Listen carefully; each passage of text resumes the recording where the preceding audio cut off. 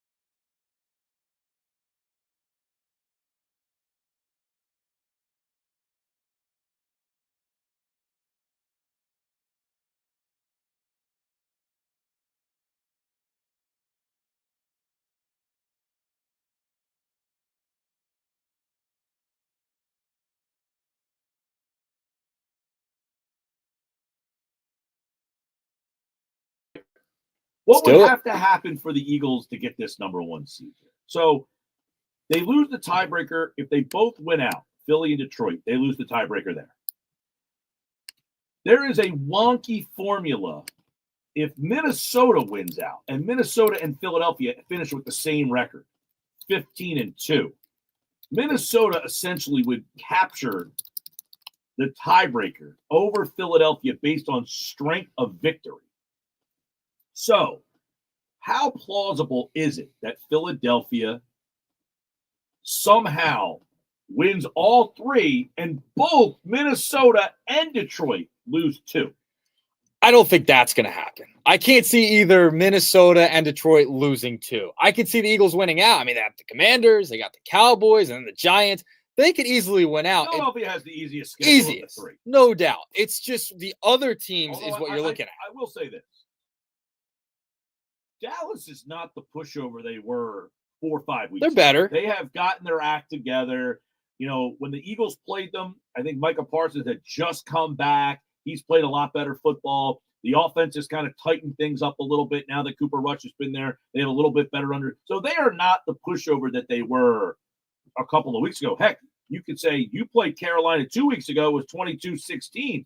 They played Carolina last week and dominated them. Yeah. So if you want to just go strength of opponent against the same opponent, Dallas had a far better showing against Carolina than you did. So I don't think that Dallas is a gimme game. And by the way, this week's game against Washington Not is a gimme. game. No. Conversely, Detroit plays the Bears. The Bears have lost, 8 in a row? 8 straight? Yeah, straight? not a good team. Having a lot of trouble. They play San Francisco, whose season has gone off the rails. And then they finish up with Minnesota. So Minnie and Detroit play. So someone's getting one more loss. Right. One of those two teams is getting one more loss. Minnesota, then. Let's take a look at what they have the final 3 weeks of their season. It's tough. Minnesota this week will play Seattle on the road. Now, Seattle at home last week looked terrible against Seattle play on Sunday. Oh, Green Bay. Then they play Green Bay. Then they play at Detroit. So, can Minnesota lose 2 more games? Sure, absolutely. In fact, they could lose 3 games. Right? Yeah, I think so. Minnesota, they could lose all 3. Remember, going into Seattle's not an easy task. I know Seattle didn't look great, but that's no easy task. Then you have to play 2 straight division opponents in the Packers, who are a playoff team. They're 10-4. They have double-digit wins. And then it's the Lions against the Vikings in the last game. So somebody is losing at least one more time. That's what's happening. The Eagles have the more favorable schedule. Is it a give-me schedule? No. But you have these other 2 teams where, listen, Detroit just lost to Buffalo. That was a tough game. 49ers, I'm not even going to count them out totally, but that's going to be a tough game too for the Lions. So I think there's a very real possibility that the Lions could fall out of this, as well as the Vikings, and then it helps for the Eagles to have both those teams playing each other on the last day. Guys, the Eagles' offensive line is playing the best it's been since I've been listening to the show in about 2016. The 5 starters are all playing at an all-pro level, and Fred Johnson and Steen come in, and there's little to no drop-off. That's from Cole in LBI. You know, I've been saying, Cole, you know this, the Eagles' star is their offensive line. That is who the star of this team is. And you're right. They might be playing better, the offensive line, than we've ever seen them play, and that's kind of crazy to say. They invest so much money in their offensive line. They invested in Mailata. They invested in Dickerson. They invested a high draft pick in Juergens. They invested in Lane Johnson. They invested a draft pick in Tyler Steen. And then they end up going out and getting Mekhi Becton, who was a first-round pick. The Eagles do something that few teams do. They glorify offensive linemen. They make them popular. They make them stars. How many teams is the offensive lineman the most popular guy on the team? Philadelphia made it cool to be an offensive lineman. Thank you, Jason Kelce. But you're right, Cole.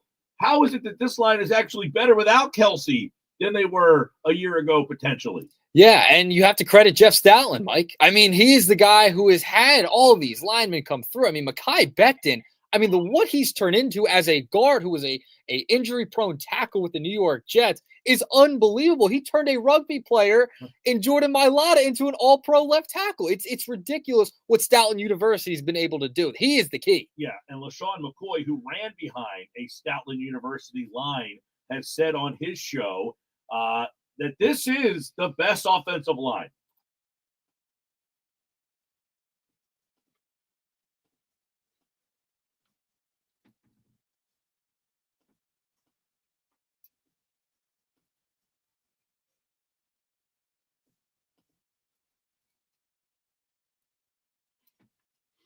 Yeah, they got guards, tackles, and centers. Everybody else has them too. Did you hear him at the end? Eagles are actually good. Backups too. They got backups too. They got backups. His point is very interesting because he said, look, Kelsey's my guy. He played with Kelsey. He played with a very good offense. Look, the Eagles have had a great offensive line. You know, it's funny. My childhood growing up, the Eagles always had the worst offensive line. They signed a center one year. A guard. His name was Ron Solt. Anybody who's about my age would remember in free agency, there was a guard by the name of Ron Solt. Was it Solt? Ron Solt, I think his name was. And he played for the Indianapolis Colts.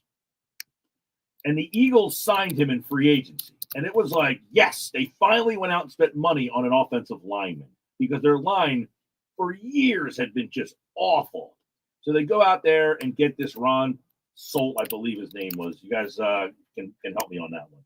But Ron Solt is the name. S-O-L-T? S-O-L-T. Okay, so I got it right. Ron Solt was the guy's name. They signed Ron Solt. I mean, he is the equivalent of when the Phillies signed Lance Parrish. I don't know if you remember that signing, Nugget. You're a little too young for that. But there was a catcher by the name of Lance Parrish. He was an all-star player for the Tigers. The Phillies go out and sign Lance Parrish. And it was like, yes, the Phillies get involved. It's like 1987, 88, somewhere. That's a little before my time. A little bit. Just I know you're a historian of the game. I am. Yep. So they signed Lance Parrish. He's an all-star with the Tigers. He's like a 30 home run catcher. And he comes here and he gets hurt and he basically never plays. And that's it. Ron Solt, same thing. Eagles signed this guy as a right guard or a left guard. He was supposed to be finally like a Pro Bowl level offensive lineman. The Eagles offensive line had always been terrible, and he got hurt and basically stunk. So the Eagles offensive line during the Buddy era, the Randall era, all that time was always terrible. Now, since Andy Reid got here and they put an emphasis on drafting offensive linemen, developing offensive linemen, when was the last time the Eagles had a bad offensive line outside of the year that like 4 out of the 5 starters got hurt in Andy's last year? One of the reasons why the team was so bad in Andy's last year was the whole entire offensive line got hurt. And then the next year they all got healthy again and Chip Kelly came back and the offensive line was outstanding because everybody was hurt the year before. So the Eagles offensive line has essentially been my entire career at this radio station. The Eagles have always had a really good offensive line. But McCoy is saying, of all those offensive lines, this one's the best. That is one thing that separates them from the others. Yeah, and to have McCoy say that and, like, say, my guy Kelsey, like, don't get offended, but, like, this is the best offensive line he's ever seen. Like, the fact that Jason Kelsey, who is one of the greatest centers, offensive lineman players in Eagles history, is not a part of that, that's a wild thing to say. Like, his replacement is on the best offensive line McCoy has seen. And that's coming from a running back who ran behind a lot of these guys. Yeah, well, I think, it's all comes together. Dickerson is just so good, and he's now like his 3rd season at that spot. Mailata's turned into, unbelievable. PFF has him as the best. I think at one point he was the best player in football, graded-wise. Landon Dickerson and Mailata, probably the best left side in football. And then you have Lane Johnson, who's about as steady Eddie as they come at that right. He's probably the right tackle, best right tackle we might have ever seen. Yeah. Most when you talk about tackles, you always talk about the left tackle. He might be the best right tackle we've ever seen. Mekhi Becton has come in, and who would have ever predicted that they sign a guy who has been a tackle his whole career? He's like 6'8". Hey, let's plug him in at right guard, and the guy has just taken off. And then Jurgens, he was the hand-picked guy by Kelsey and Stoutland to replace Kelsey, and you don't even recognize that Kelsey's not there anymore. I know. It's like nothing's changed, Mike. This is what happens when you invest in the trenches, and that's what Howie Roseman has been able to do over the course of how many years since he got the power back from Chip Kelly. this is what they've invested in on both lines. They've used a lot of draft capital on the defensive side as well. Look at Jalen Carter, Jordan Davis. They're investing in the trenches, and this is why they're a perennial playoff team every single year, it feels like. So that's why they've had so much success. And you see other teams trying to emulate that and invest in the trenches. All right, this is an interesting text here. 609-403-0973. What sets this team apart is the passing defense. 2022, the defense flourished with a historic pass rush and mild pass defense. 2024, it has a strong pass defense with a good pass rush. The Vikings and Lions, without Montgomery, Buccaneers, Packers are all pass-first teams. So the Eagles, we've been talking about this week. The Eagles' defense with John Gannon in 2022 versus this one. That team had, as that guy mentioned, a historic pass rush. Hassan Reddick, Javon Hargrave. They all had double-digit sacks. Brandon Graham, Fletcher Cox. I mean, it was a ferocious pass rush. Bradbury was an all-pro player that year. You had Chauncey Gardner-Johnson led the league in interceptions. You had Slay. You had Marcus Epps. This team's pass rush is not as good as that team's pass rush, but as this text message is saying, he trusts the secondary on this team more than he trusts that secondary. They were both number one secondaries in football each year. I mean, they were. Look at the statistics there. But also the run defense is better than that year as well. That's a key as well to this defense is why you trust them. They stopped the run too. It's better than 2022. Also, you look at how good Quinyon Mitchell's been. He's a tad better than Slay was, I think, that year. He's the number one quarter. Slay is now your number two. I would take Slay over that year's Bradbury from this year. Slay this year. So, and then you add Cooper DeJean into the mix. You have Reed Blankenship. I mean, there's so many variables, and it's young. That's the scary part if you're the NFL, how young the secondary is. Couple things on the text board. This one's from Phil. He says, Mike, a couple things in my mind make the Eagles the top contender.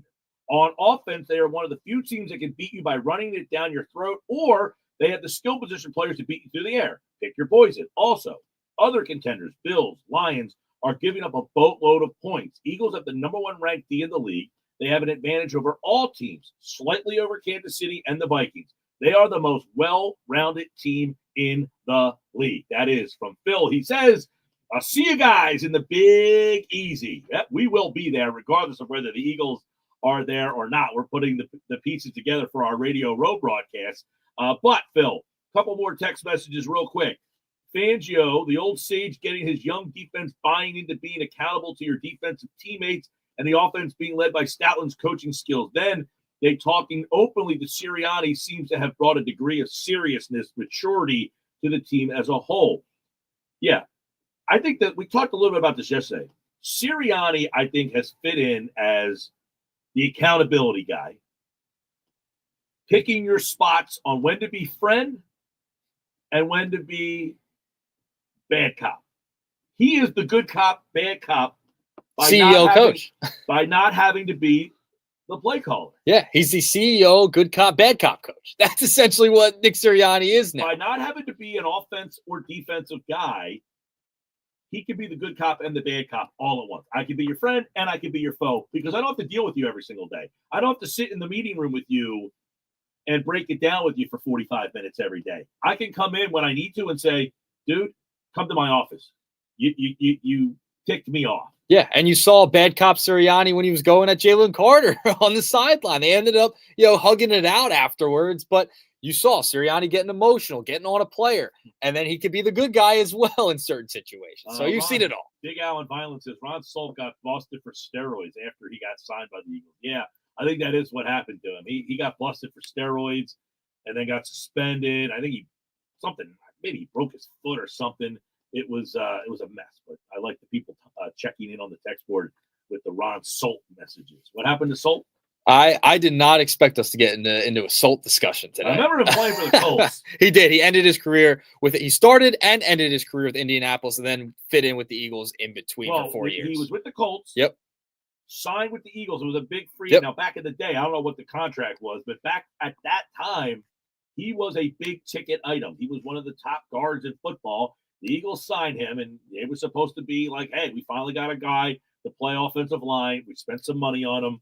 and he gets busted for the ruling. Yeah, so he held out with Indianapolis in 1988, then was traded to the Eagles for their first and fourth round pick, and then suspended 4 games in the 1990 season for his steroid Oh, so they use. traded for him. Yes. Got it. Yes. 609 403 0973. 609 403 0973. When we talk about this Eagles team, what separates them from the other teams in this league? The other contenders, I should say, in this league. Now, somebody texted in and wanted to ask this question. Anthony in Atlantic City. I don't understand how the Steelers are being removed from all contender conversations. I don't think they're being removed, or he says they lost to an 11-2 team without their best offensive player. The disrespect has to stop.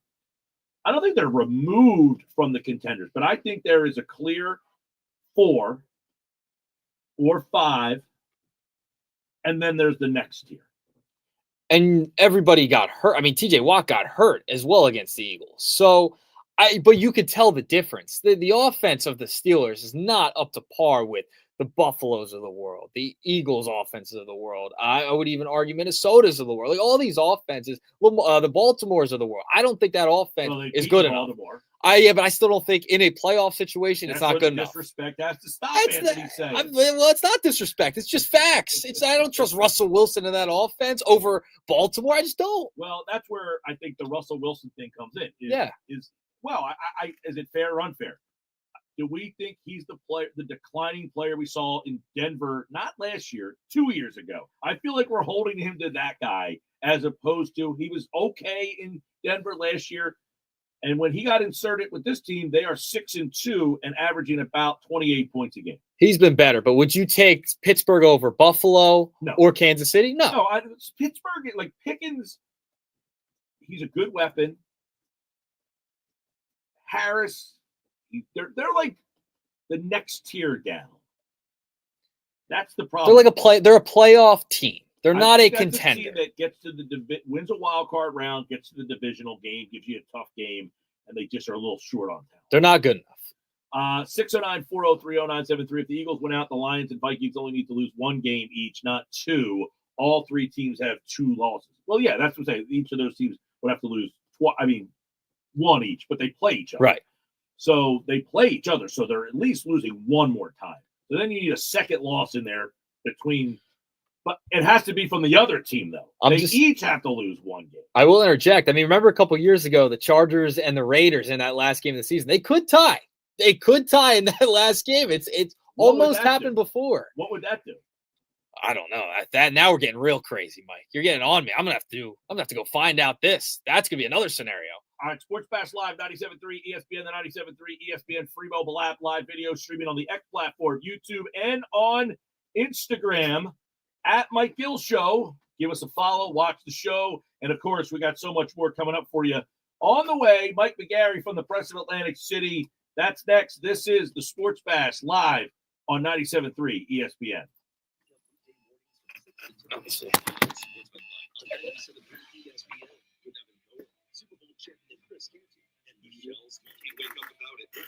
Audio is muted. It's the Get Holiday Ready sales event at Kendall Ford with low 1.9% APR for 60 months plus. Now Stalkers are going to cash out select Ford vehicles and the 90 days to hear that swirling away. Something with your computer is not. It's my computer. When you shut it down, it went away, right? My computer. I'm muted. Everything's muted. That's what it sounds like right now. It's me? Let's see.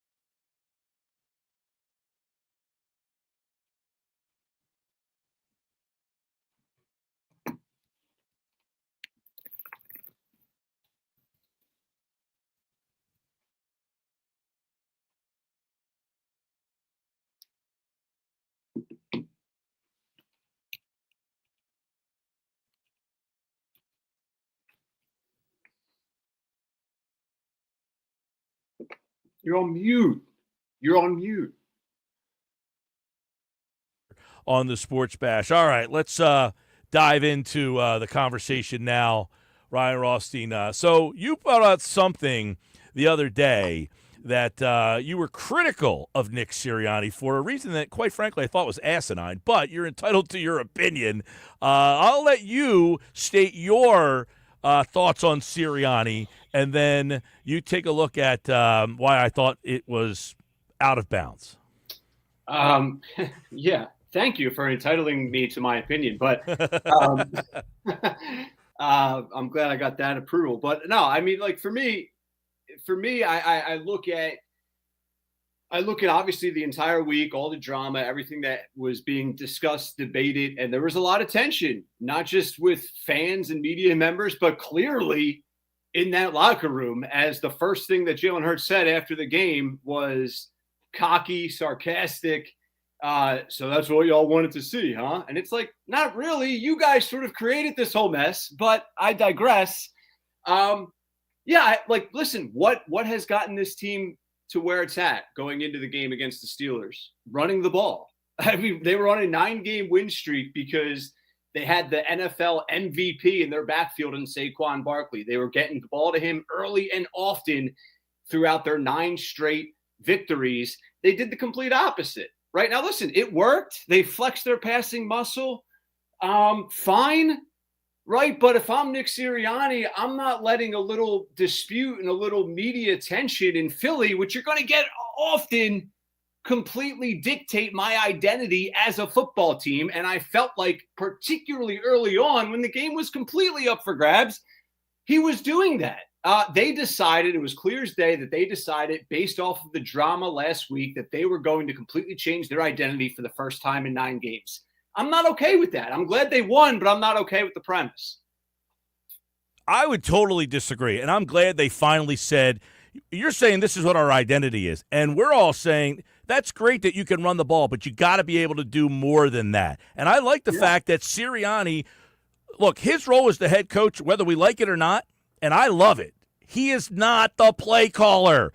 I don't want him involved in calling plays. He's not the play caller. He's the head coach, though. That's great. If you think he has no say in the direction and the philosophy and the scheme week to week, you're insane, because he does. That's his job. He's not calling plays play to play, but he's talking with Kellen Moore all freaking week saying, hey, what are we doing? What's our plan? What's our strategy? What's our scheme? These are the plays I'd like to see. Yeah, I'm not doubting any of that. Well, he says, Kellen, what's our strategy? What's our scheme? Kellen says, this is what I'm going to do.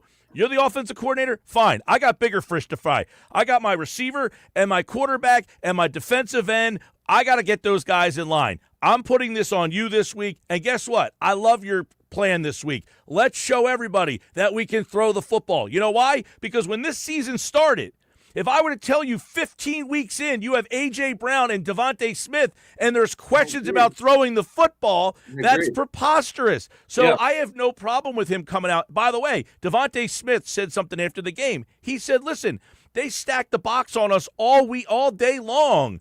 You had to throw the football. So, look, the Eagles saw what Pittsburgh was doing, and, oh, my God, they were well coached enough to say, Pittsburgh's doing this, so we're going to do that, and you couldn't stop us. They had to show well-roundedness, and that shows that the coach has a clue. I agree with all of that, but it's also, listen, the Pittsburgh Steelers are not the first team to stack the box against the Eagles. Like, let's not pretend they're the first team to stack the box against the Philadelphia Eagles. Like, this wasn't just one crazy coincidence, right? Like, no, but they play a lot of single high safety, which puts you in position to be able to throw the ball against that team, and they're number one against the run. So Philadelphia says, look, you're going to stack the box on us all day, then we're going to throw the ball against you. I agree with that, with everything you're breaking down. I don't disagree with it. I've probably been screaming more than you all year for them to. I want to see more in the passing game, right? But they've established their identity and their success and their dominance on the ground. I just felt like once again, Nick Sirianni bases a lot of his decisions off of emotion, and I felt like it was an emotion-filled week, and he did that once again. Now they're superbly talented, and it worked out, and it was nice to see them have success in the passing attack, but. I also felt like, particularly early on, that it was clear as day that they went into that game for the first time all year. Not coincidentally. Well, it's not really the they were first going time to all attack. year. They tried to throw the ball the first couple of weeks of the season, and it didn't go all that well. Why? Because A.J. Brown ended up getting hurt, and then Devontae Smith ended up getting hurt. So then they got away from that because of the injuries that they had, and Saquon Barkley started to take off, and then they had some injuries that kind of – but if you went back to the beginning, they kind of threw the ball the first 4 weeks of the year, and then the injuries started to kind of take over. So they kind of morphed into this running thing almost because of necessity when A.J. Brown missed, 3 or 4 weeks? Devontae Smith, they both missed the game against the Buccaneers. And then out of that bye week, they basically said, listen, you talk about emotion. The offensive line went into him and said, Coach, we got to run the ball more. And he said, you know what, guys? You're right. Let's do it. So that's part of what makes him a good coach is he takes all of the information. He is a guy who is he manages the personalities and the locker room on this team. In terms of calling the plays and coming up with the game plan, he might have some input. I'm not doubting that he does, but I don't think so we had the report yesterday from Diana Rossini, who said last year he was involved in everything, almost too much. It got everybody fired. This year, he is way more hands-off with the game planning, the play-to-play, all of that stuff, and I think that's why it is working. And this game is an example of him saying, look, we had a public strife going on. It's my job as the head coach to meet with Brandon, AJ, Jalen, get that in order. I don't have time to come up with a play to call on 2nd down and 7. I'm sorry. You need to do that this week and do your job. Right. So what do you think we can fairly critique Nick Sirianni on? Because it stemmed from you were saying, they hate to break it to you, he doesn't call the plays. And that was really never my point to begin with. That's where this debate sort of stemmed from. So I'm just sitting here saying, okay, if we're just going to completely rid him of any critique we throw, then what is he really in charge of? Well, I think he's in charge of the culture of this team and how, not to mention, Jason Kelsey had said on his podcast, Nick Sirianni is the best situational football coach I've ever played for. He holds people accountable more than any coach I've ever played for. That's what the role of the head coach is. We have this thing stuck in our mind that every head coach has to be Sean McVay and call every single play. His role as the head coach is to keep peace, harmony, and culture and keep everybody on the same plane and the same page. And 53 guys are not getting along, and it's his job that when they don't get along to not have that spill out onto the field. And that gets overlooked sometimes because we want Kyle Shanahan designing plays. We want Sean McVay calling the plays. We want these guys who are the boy wonders who are very good at play calling. But you know what they're not good at? They don't know how to manage the clock. They're not good at time management. They don't have a great feel for the game because they got too much going on. And that's where Nick has said, I don't need to be that guy. You call the plays on offense. Vic, you call the plays on defense. And when there's a problem, I'll solve it. Yeah. I mean, listen, that's a huge part of it. But I also think there's more to his job than that. Right. I know there's more to his job than that. I agree with you. There probably is. I'm downplaying the amount of things he needs to do. But guess what? Whatever those other things are, they're 12-2. They've won 10 games in a row. He's won 70% of his games. I guarantee you he's doing those other things pretty good too. He is. But, at the end of the day, he's going to be judged on his success or lack thereof in the postseason. Right. And that sort of, can transition us into our playoff hopes. I know this time last week, you and I were talking a lot about, what can the Eagles do as far as a playoff run? Because if they get the 1 seed, then they're going to be playing, X amount of games. They're going to have won X amount of games in a row. Can they win X amount more in a tough – I think I messaged this to you earlier. I think this is the toughest NFC and AFC, but we don't really care so much about the other side I've ever seen. The depth in this conference on both sides it's scary. Everyone's just assuming and penciling in the Eagles or the Lions. I'd hate to break it to people out there. It can very easily be none of the above representing the NFC in the Super Bowl. I think in the NFC there are 5 5 teams that can represent the NFC in the Super Bowl. I think you can go Philadelphia, Detroit, or Philadelphia, Detroit, Minnesota, Green Bay, and I think Tampa Bay is a team that is very interesting. I agree. I think you said Green Bay? Yeah. Yeah. I'm with you. And Washington's dangerous. I don't think Washington's capable of getting to the Super Bowl, but Washington's capable of knocking out like a top seed. Washington's capable of winning a playoff game or two just because they're dangerous. I don't think they can make a run to the Super Bowl, but they can make some noise and knock off Detroit or Philly. I think they can. Yeah, they could probably clip somebody, but I'd be pretty shocked if they did anything more than upset somebody in the first round. I don't think they can win a divisional game.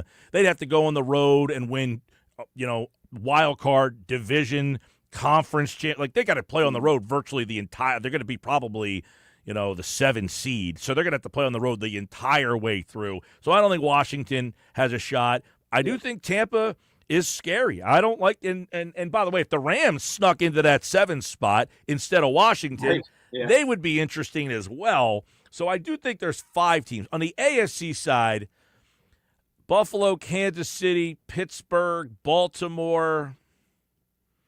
It's probably it. Pittsburgh, Baltimore, Houston's 9-5, but I don't think. Yeah, not buying them. Yeah, I put them in the Washington category. They can have a nice win in the playoffs, but not multiple.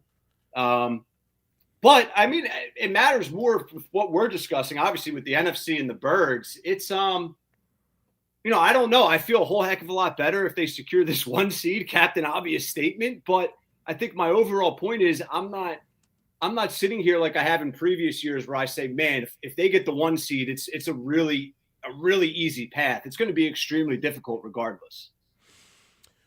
It's definitely going to be every week where you're going into the game, you feel like the team you're playing can knock you off, right? I mean, there's no game where you're like, I do agree that the wide openness nature of these playoffs.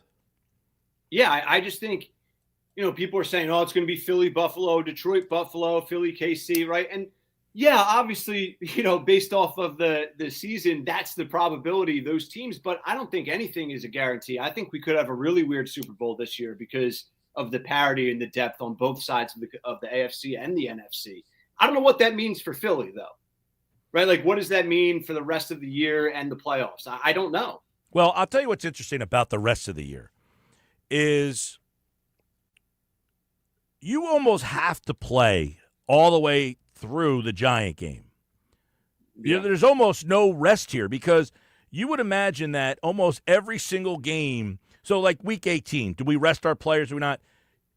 I would imagine that week 18 game is going to have some impact on that number 1 seed. Now, it's interesting because Detroit and Minnesota play against each other. Do both of those teams go into that game with a loss to where the loser of that game is out of the number 1 seed, and if Philadelphia wins the last week of the season, they become the number 1 seed. So I almost feel like, and this goes back to what we were talking about a couple weeks ago, if Philadelphia wins the Super Bowl by getting the number 1 seed, they would win 16 straight games. They would have to. If they don't get the number 1 seed, they're going to have to win 17 straight games. Potentially, they could not get the 1 seed because they lost a game. Well, that's what I'm saying. If they lose a game and then don't get the 1 seed, yes, Right. Then obviously that's out the window. But if you win this week and next week, and then you're playing in week 18 to get the number 1 seed, and you win that game against the Giants but lose the tiebreaker and you become the 2 seed, you then have to play in the wild card round, which means you would now have won 17 straight games to win the Super Bowl. Which would be absurd. And I think I don't see that being doable. I mean, I don't know. I'm really going out on a limb, but I do think it's going to be interesting, man, based off all these scenarios, because I think at the end of the day, you need to get the 1 seed. You want to play 2 playoff games in Philly. You don't want to play 3 and 1 or 2 on the road, right? I mean, those are just all obvious, but man, it's going to be a gauntlet down this stretch. It's it's a wild finish, and it's crazy to think that you could be 12-2 at this stage of the season. Think if you're Minnesota or Detroit, the loser of that division has to go through the wild card. You could have 3 losses and have to go through the wild card round in terms of being on the road in the first week, the second week, and possibly the whole way through. You could be a 3-loss team and have to go on the road the whole way through. And I remember earlier in the year, we were talking about how the NFL and even like national media, there was a narrative out there that the NFL is not that good anymore, right? Like there's a few teams at the top, a few teams at the bottom, and majority of the NFL is just like in purgatory. Like they're floating around 7 to 9 wins. They're okay. They're not great. They're not Super Bowl worthy. I don't know, man, right? Like when was the last time we had an Eagles team at 12-2 to your point, and we're sitting here saying, they could get knocked off in their first playoff game, and it's more of a compliment to the opponent. I'm not knocking necessarily Philly. I just think the opponents are going to be that damn good. That would be interesting because a couple of weeks ago, I think Chris Candy said on Sportsmanlike that if the Eagles got knocked out in the first round, that he thinks Sirianni would get fired, that they would have to move on from him. I'm wondering, like, if the team goes 15-2 and is the number 2 seed, and then they lost in the first round to, say, the Commanders or the Rams, would Jeffrey Lurie have to consider, hey, this coach has gotten us as far as he can get us, and we have to move on? Or we love the continuity, we love the culture of this organization, and we got to just take another chance with this guy? As critical as I've been about Sirianni, I would want some continuity. I mean, look at the past, 3 straight years, MG? Where they've had significant turnover, if not at head coach, with OC and DC, right? So do you want to go search for another head coach this offseason? Like I don't think they want that. They want the whole thing. It's going to be interesting too to see what happens with Kellen Moore. Does somebody hire him to be a head coach, and then Hurts has another offensive coordinator that comes in? So that's thing. Here's a couple text messages that have been coming in, by the way. Mike probably wouldn't have a beer with the guy. He's talking about Sirianni, but players play for him. He wins 70% of his games. Seems like a good dude. He is slightly annoying, sure, but he wins games and players love him. What is more important? I think the fans, the players wanting to play for him and respecting him and liking playing for him gets swept under the rug sometimes, as opposed to he doesn't call the plays, all that stuff. I agree with that. I think that's synchronized across all pro sports. Like if you don't have a guy that you respect and you're willing to listen to, then you're not going to be successful. Like that's the first and foremost, most important thing to have in that locker room. So I agree, and he clearly has that. Yeah, and this text message that's just came in says, Nick cannot manage a game, call plays, or make decisions, but he's an absolute master at human relations and team building. I don't agree with that. See, this is where I think Nick doesn't get enough credit.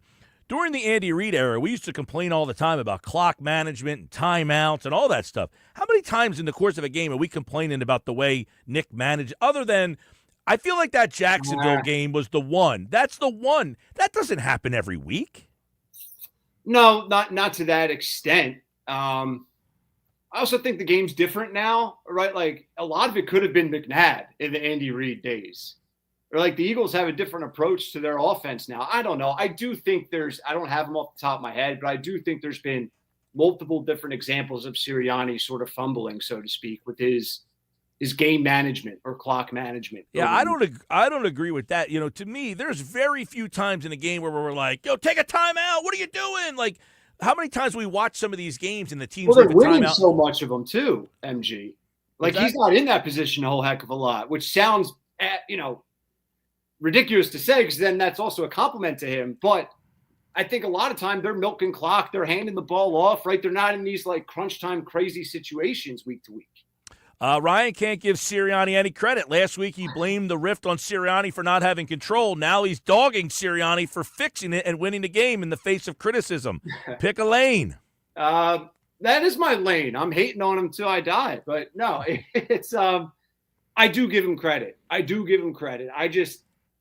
He just rubs me the wrong way, man. He really does. But he's been successful. Well, there you go. You can at least say that. Now that changes the dynamics. Well, 100%. I haven't been shy about my slight bias towards him. I think he comes with a little bit too much emotion, and he wears his heart on his sleeves a little bit too much. He's a little bit too predictable. It's so funny in this town. We want the guy to be. We want Aaron. What's his name? Aaron. What's his name to run into the fence in the center field? Yeah, this guy shows genuine. We want genuine in Philly, MG. We don't want. Yes, we want you to wear your heart on your sleeve. We want you to tell us everything. That is all true. But I think it's more about being genuine to Philly fans. And if you come off ungenuine, that's let me tell you this. And I have been to Jamestown, New York, which is where Nick Sirianni's from. It's a little different world up there, man. This is his genuine.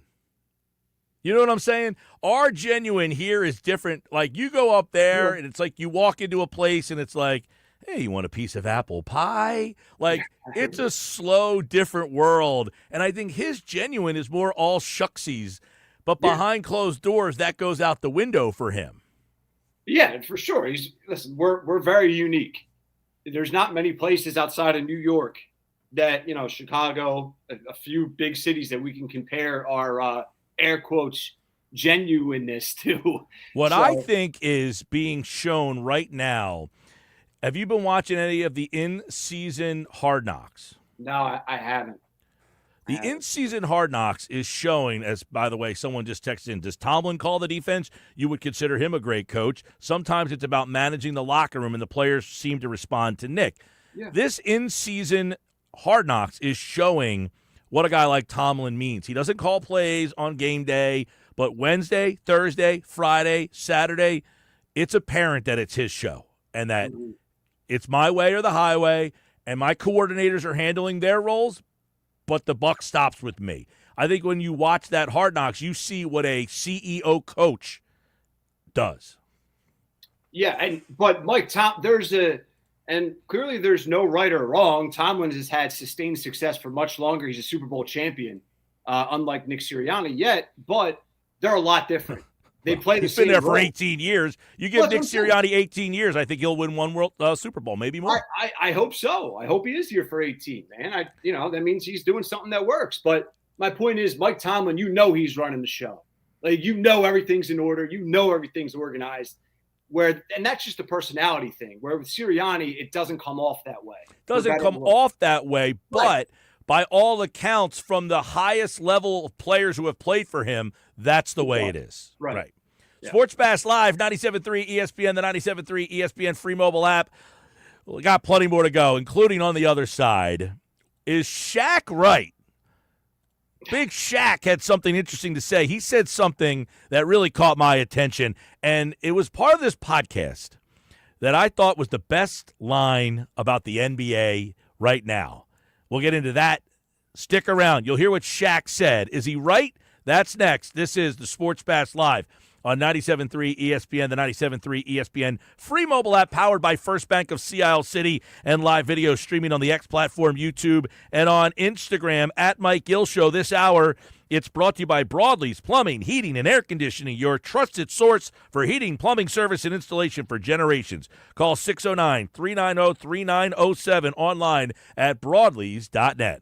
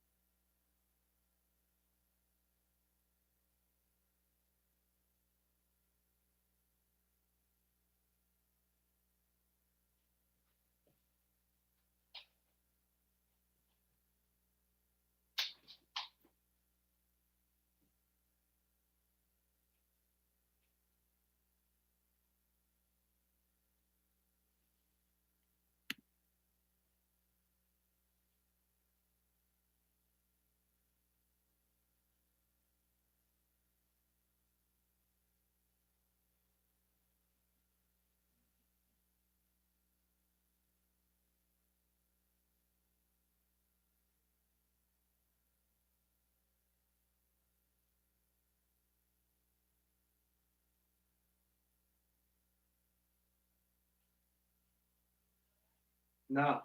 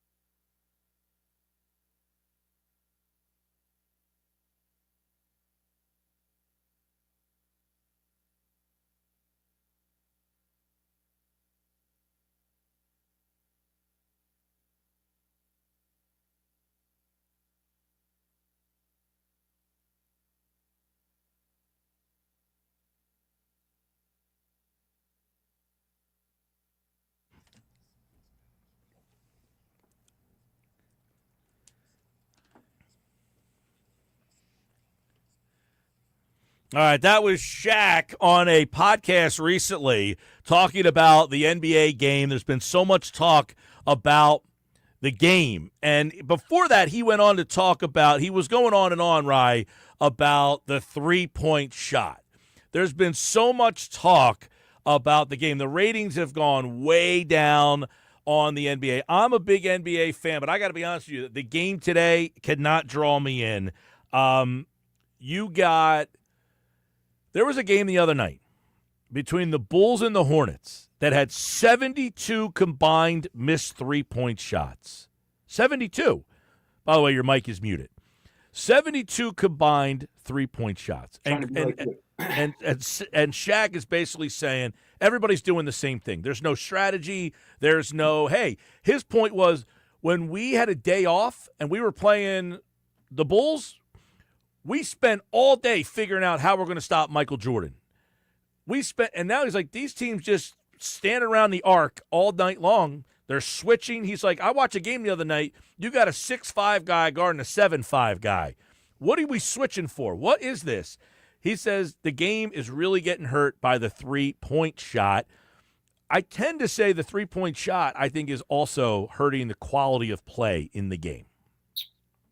I completely agree with all of that, but I always go back to the issue being effort and the importance, aka the lack of importance, put on these regular season games. Because if you fast forward to the Eastern Conference Finals, these best-of-7 series, or the Western Conference Finals, NBA Finals, it's 99.9% of the time it's must-see television, right? And the game is still three-point heavy, but it's different because there is an intensity for every single possession.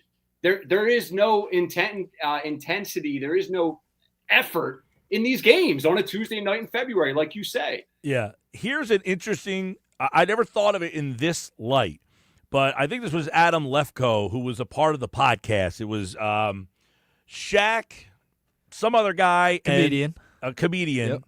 Was the voice before. But this is Adam Lefkoe from Inside the NBA, the Tuesday night edition. He's the one that hosts on Tuesday with Shaq and I think Jamal Crawford and others. He said this. There's no competition with the 3 points. This game has turned into a contest. It's no longer a competition. It's a contest of who has a better shooting team on that night. I mean, I agree. You look at, and I think Shaq said this, it's 4, 5, 6, 7, 8 straight possessions in a row where both teams are taking a three-pointer. And it's no pass. It's I get the rebound, I come down, I pull for three, brick. You get the rebound, you come down, one pass to the corner, pull for three, brick. And that's like 6, 7 possessions in a row in a regular season game. Yeah. That's not entertainment. Something has to be done here. But that's also because of the lack of – there is no importance put on these games. There's not even these NBA Cup games? Well, you see once they get to elimination knockout time that they care. But at that point, like, they don't care if they get there or not. If they somehow end up there, they're like, all right, let's try for a night or two. Yeah, I think this whole NBA Cup thing is a joke. I mean, they've bungled it. They can make it something. I think they just kind of half-assed it, and it's like – oh, we have this thing going on. Barkley brought up an interesting point that, hey, the league needs to start on Christmas, and that's never going to happen. But what you could do is, listen, NBA, why not start the season, play on Tuesdays, Wednesdays, and Fridays? That's it. You don't play weekends. You don't play Mondays against the NFL. You don't play Thursdays against the NFL. Everybody plays twice a week. So no back-to-backs. You get a couple games in October, November, December. Once the football season ends, you start playing on Mondays, Thursdays. So now you play Mondays, Wednesdays, Fridays. Some teams, other teams play Tuesdays and Thursdays. No back-to-backs. You don't have to worry about this. And then once the Super Bowl's over, you start playing on the weekends and get yourself to the playoffs. Nobody cares because they don't there's no intensity because the games are meaningless. Yeah, I proceed with caution when I start bringing up the football thing, and that's all valid and that is legit. But I think we're letting the NBA off the hook a little bit by implying their issue is going up against the NFL. Like, of course, that's a piece of the pie. I just look at it as a very small piece of the pie, right? Like, arenas still sell out with the top teams, regardless if there's football going on or not, right? So, like, they're never going to lose that money. I think they can easily eliminate back-to-backs, though, to your point. Right. And they can easily find these teams that are just not playing their guys, Sixers, right? Like, there can be answers to their issues that they have right now. I just think they're afraid to go down that road. Don't you? I don't know, because I will tell you this. The three-point shot is so bad that it is basically like I would be the guy that watches Denver play Minnesota on Thursday night at 10:30. I'm watching that game. I can't watch it anymore. They're bad. So to which point, but Mike, I'm just going to push back and say, I think it's more about they don't care. If you take away the 3-point line and everything still stays the same right now, that game is still going to suck because they just don't have an importance on it. There's guys sitting out. They're lacking physical. Well, I think one problem is Oklahoma City's the best team in the league for the most part. The NBA does a terrible job marketing them. Minnesota has one of the best players in the league. The NBA does a terrible job marketing Anthony Edwards. Yeah, but their marketing is on social media. The NBA has such an advantage where the corporate doesn't have to market because the demographics on Instagram and Edwards has 5 million followers on Instagram. You know what I mean? Ryan, I want to add this, and Mike and I were talking about this earlier today, and it's the 3-point line. It's becoming a contest, right? You got to move the 3-point line back at least to deter people from shooting threes and teams shooting threes. That I think deter it though. Why would it not deter it? If you move it back so far where you're not going to shoot it as much, you're going to have to rely on the two, Ryan. They can make it from half court. These guys, range is not the issue with these dudes. I mean, they can pull from anywhere, and they're going to. But efficiency would be. Efficiency would be the issue if you moved it back. They wouldn't be as efficient as shooting the three. The problem with that is they're already not efficient, and they're still jacking them up. Exactly. You got guys, I joked with Nuggets today before the show. I said, here's what you do. You get 25 games to establish your three-point percentage. And if you're not at 38% after 25 games, you are the rest of the season, you're not allowed to shoot a three. You can get to 38%. Gimmicky. If you can hit 38% of your shots in a 25-game span from three, you now can shoot threes the rest of the year. If you do not hit that threshold, you cannot shoot. So which team has more three-point shooters available would really add to the drama of the game.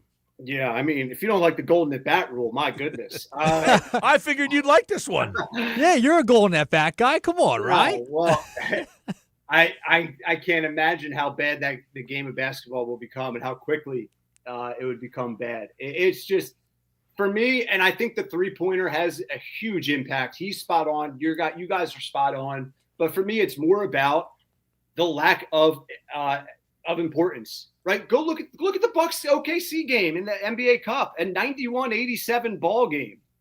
I mean, like when they try and when both sides have an intensity to it, the game is still great. 3-point line or no 3-point line. It's just the lack of emphasis in these games all year. That's the problem. Yeah, I do agree that the lack of intensity is a big problem, and it has led to teams just laissez-faire and down the court jacking up threes because the other team's not defending as intense, so I got open looks. Mm-hmm. And, yes, I do. It's all-encompassing. It is. The too many games, the lack of intensity, which then exemplifies, I'll just shoot a three. Why am I going to take the ball to the rack and possibly get fouled and get my face broken like Joel Embiid? You know what I mean? Yeah. Yeah, 100%. And real quick, Nick, I saw Dwight Howard the other day. I think he was on Kevin Garnett's podcast, for what this is worth. He's like, Wemby could go to the hoop, can go to the rim every single time. And KG's like, well, emphasis on the three, and he can shoot the three, and that changes your game and your arsenal. And he's like, yeah, but dude, he's 7'5". He can get to the rim every time. He can get guys in foul trouble. Like that whole aspect of the game, that strategy, that chess match is almost eliminated now because guys are laissez-faire, just chucking threes 10 times a night. It's ridiculous. Yeah, and I don't know, somebody's like, hey, you put a cap on how many threes you can shoot in a quarter, The problem becomes then, you're watching the game 12 minutes of the quarter, then the last 2 minutes you see a bunch of threes getting jacked up, which I guess would add some interesting dynamics to those last 2 minutes where a three-pointer is coming. But then the intensity comes where I'm guarding the three-point line in those last 2 minutes trying to take those threes away from you because I know that you're trying to get them. I wouldn't mind, and this is gimmicky and I'm going to sound like a hypocrite, but just thinking about options, only allow the three in the first half. Right? Just to try and make something in the fourth quarter, put an emphasis on attacking the rim again. Yeah. No, listen. You got to listen to the full Shaq bite. He really went into the whole three and how it's really hurt the game and the strategy of the game. Mm-hmm. People blame the coaches all the time, and he's like, they laugh on that show all the time about people who blame the coaches, and he's like, there's no coaching anymore. Everyone comes down and just throws up 3-point shots. By the way, Doc Rivers won a championship. And the Milwaukee Bucks, man, they look really good right now. I've been saying it for weeks. I know they won the cup, and I sound like an idiot after they win the cup saying it. But go check my receipts on my Twitter at WiseRye, okay? Checking the This Bucks timestamp, team right? looks good. Bucks team looks good, man. With Doc. Yeah, I mean, to me, Doc is insignificant. They just have a lot of good players on that team. So he is Figuring it out, yeah. Yeah, he is what he is, and they have a lot of good players on that team. Yeah, there's a little bit of a learning curve of all those guys together. Keep in mind they got thrown together last year. They had some injuries on that team. This year you're learning a new system because he got thrown in as the coach. But I watched that NBA Cup. To me, could be done so much better. I agree. I mean, it's like, once again, similar to the gameplay night to night. It seems like it's just been thrown together, this NBA Cup, doesn't it? Yeah, well, listen, it starts, they play Tuesday nights, they play Friday nights, and then the courts change, and then some teams get knocked out. They're playing random games. Then they get to the finals, and the court goes back to the regular court again. Hey, if you're going to give us these ridiculous courts, you got to stick with it the whole way through to show that this is what it is. To me, this NBA Cup, first off, they're playing Oklahoma City against Milwaukee. Well, I might see that in the NBA championship. Give me the possibility of the real two best teams. Why couldn't West and East be mixed into the pods and maybe Boston plays Milwaukee in the final? I want to know who is the true best team, not the best East Coast team versus the true West Coast team. The whole month of December is all NBA Cup games, and then the culmination is on Christmas Eve. The NBA needs to own Christmas Eve. There's no sporting events on Christmas Eve. Give me something on NBA. Give me something on Christmas Eve, because guess what? You got blasted off of Christmas Day by the NFL. Did you see the new format for the All-Star game, by the way, as we're talking about all this with the NBA? Yeah, it's something like, I did see that they're changing it, but I didn't really read a whole heck of a lot because, quite frankly, I haven't watched the NBA All-Star game in about 10 years. Oh, that's the only All-Star game that's left in my mind. But it's going to be four. It's going to be it's going to be like a mini tournament. They're splitting the guys up into 4 teams, 8 guys a team. Yeah, I saw that Durant hates it. Shocker. No, the baseball one. The baseball game is still a real game. This time it doesn't matter. I don't know. I guess it's hard to half-ass a baseball game. Like, you're either the guy's throwing 95 still. He's not like throwing 70. No, that's true, but there's still a half-ass feel to it at times. At times. Yeah, I think the only difference is they take guys out of the game that are better players to put lesser guys in to get them in the game. That's really the only, Yeah. But for the most part, the competitiveness is there. All right, there you go. Wise Rye on Twitter, at Wise Rye. Wednesdays, we chop it up in the 3 o'clock hour here on the Sports Bash Live on 97.3 ESPN. And, yeah, man, what's today? I'm off next Wednesday. It's Christmas. Yeah, we'll see you soon. All right, well, have a good holiday. You too, man. Thanks. All right, see you. There you go. Ryan Rothstein every Wednesday here on the Sports Bash. Him and Nick are going to be filling in for me a couple of days while I'm off. Yeah, it's going to be a lot of fun. Can't wait. Yeah, that should be a good show. Get looking forward to listening. I'll be around the area hanging out, listening, driving around, doing some Christmas shopping. Hey, when we come back, the Sports Pass Live, 97.3 ESPN. We got football at 4 coming up in about 14 minutes.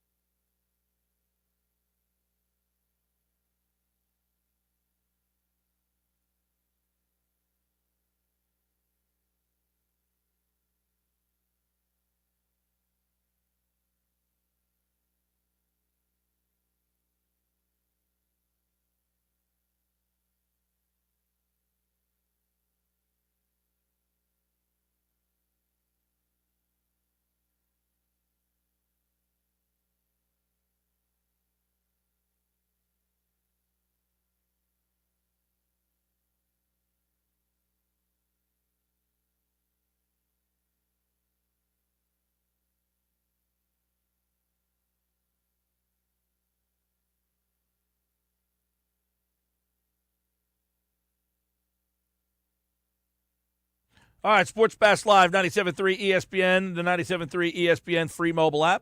Live video streaming on the X platform, YouTube, and on Instagram at Mike Gill Show. Nick Earnshaw is in for Josh today. What's the 3 o'clock nugget? All right. So for today, we have to revisit a nugget from yesterday. Ranger Suarez. He's got to be traded, Mike. I know McGarry was talking about it earlier. Like, the Phillies have had a good relationship with Scott Boras because a lot of their players have Scott Boras as their agent. It's time to trade Ranger. You got to move on from him because he's going to command a lot of money on the open market. You've already signed Christopher Sanchez. You have Andrew Painter waiting in the wings. You can afford to deal a guy like Ranger. Even though he's been really good for you, you got to get value back from him in some place. And you can't. And so you seemingly can't trade Alec Boehm right now. Problem. Don't see value there. Why don't you see value?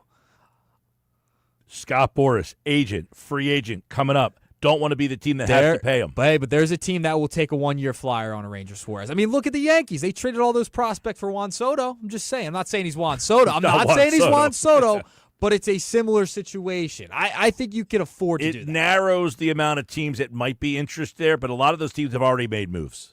You could send him to an American League team. You could send him to an American League team. I'm not discounting American League teams. I'm just saying a lot of teams have already made moves to where now they don't want to trade for a guy. You know, these teams have budgets too. They do. They set their budgets, and now they're saying you're going to trade us a guy who's going to be out of our budget range. You're having a one-year rental with Ranger, but you're going to get at least but my something point is back that from is it. narrowed. I understand your concept. Yes, I want something back for him. But the problem is the other team has to want to give you something to get him. There's and I teams don't out there. see a team right now in the American League or the National League that's saying, I want a free agent pitcher who's going to ask now to go outside of our budget range. I think, well, you're only going to have to pay for him this year. If you want to keep him, then you're going outside but if the I'm one of budget. those teams, I'm not doing that trade now. I'll wait till the trade deadline, and if I think my team needs a rental player because what I have to give up is less then than it is now. I hear you. I think there would be a team out there that would do it. You just don't want to lose him for nothing in the offseason next year. Yeah, those teams are going to say, look, I know Suarez is a free agent. The Phillies might try to trade him at the deadline. We'll wait till then. I don't want to give up now because if I had to trade for him now, I have to give up more because I'm getting Suarez for a longer period of time. If I trade for him at the deadline, I don't have him for as long, so I don't have to give up as much. Very true. We'll see what Dombrowski can muster up, Mike. Sports Pass Live, 97.3 ESPN, the 97.3 ESPN free mobile app. This hour has been brought to you by Broadley's Plumbing, Heating, and Air Conditioning, your trusted source for heating, plumbing service, and installation for generations. 609-390-3907. When we come back, football at 4. The Eagles are getting some help back on the defensive side of the ball. The details next.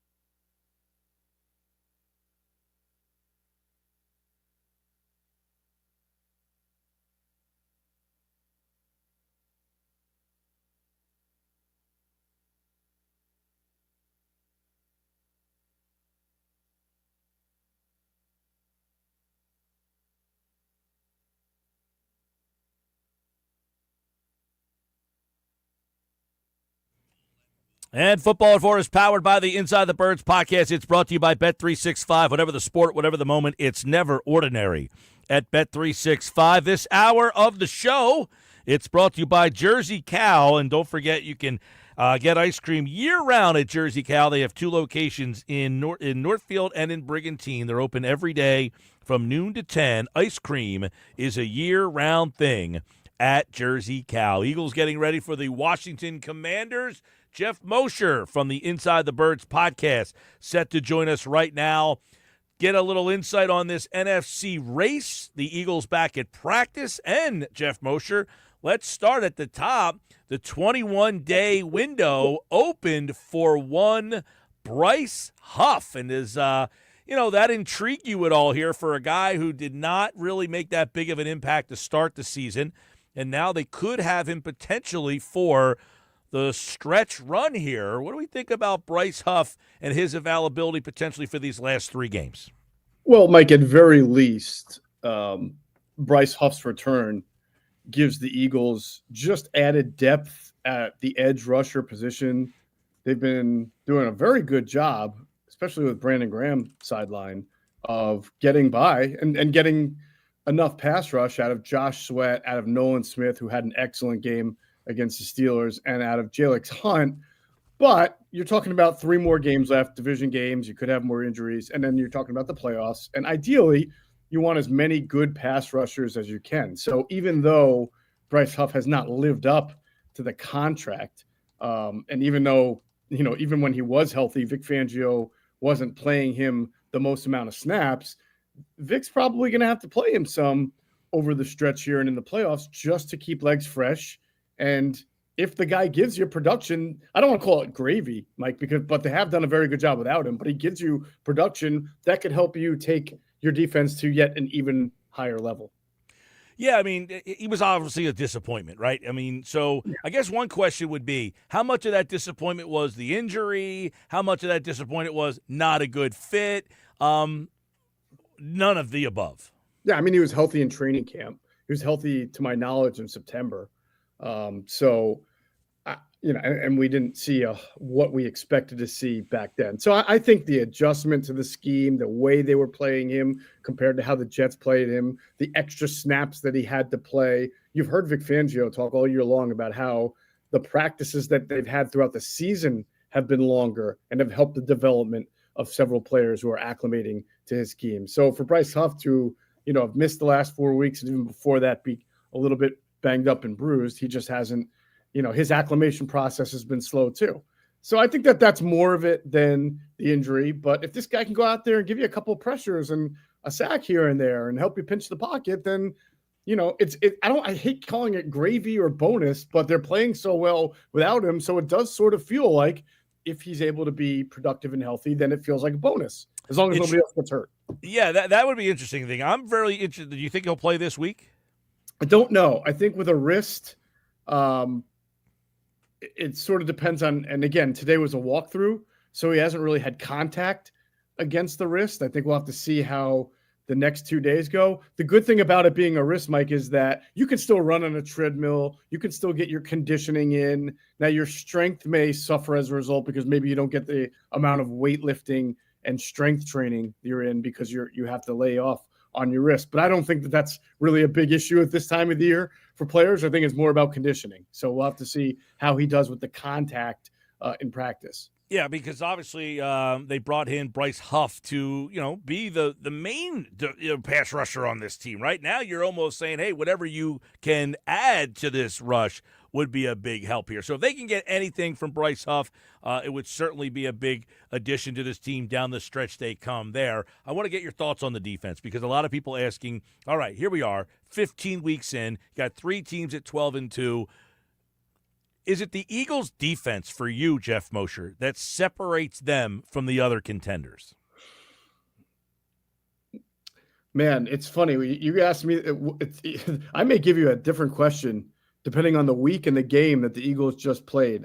As great as the defense played against the Steelers, and they absolutely did, I don't know how many teams can run a 21-play drive and drain 10.5 minutes off of a clock the way the Eagles did at the end of that game. So you have to sort of tip your cap to how efficient they were offensively and on third down, and how balanced they were in that game. But you are correct in saying the offense has been inconsistent outside of the running game. The past offense has been inconsistent throughout the year, whereas the defense has consistently been very, very good week in and week out. And that's what makes this team, Mike, what you just said, one of the three teams that has 12 wins right now, is that they have that much talent and that many different ways to be able to beat you.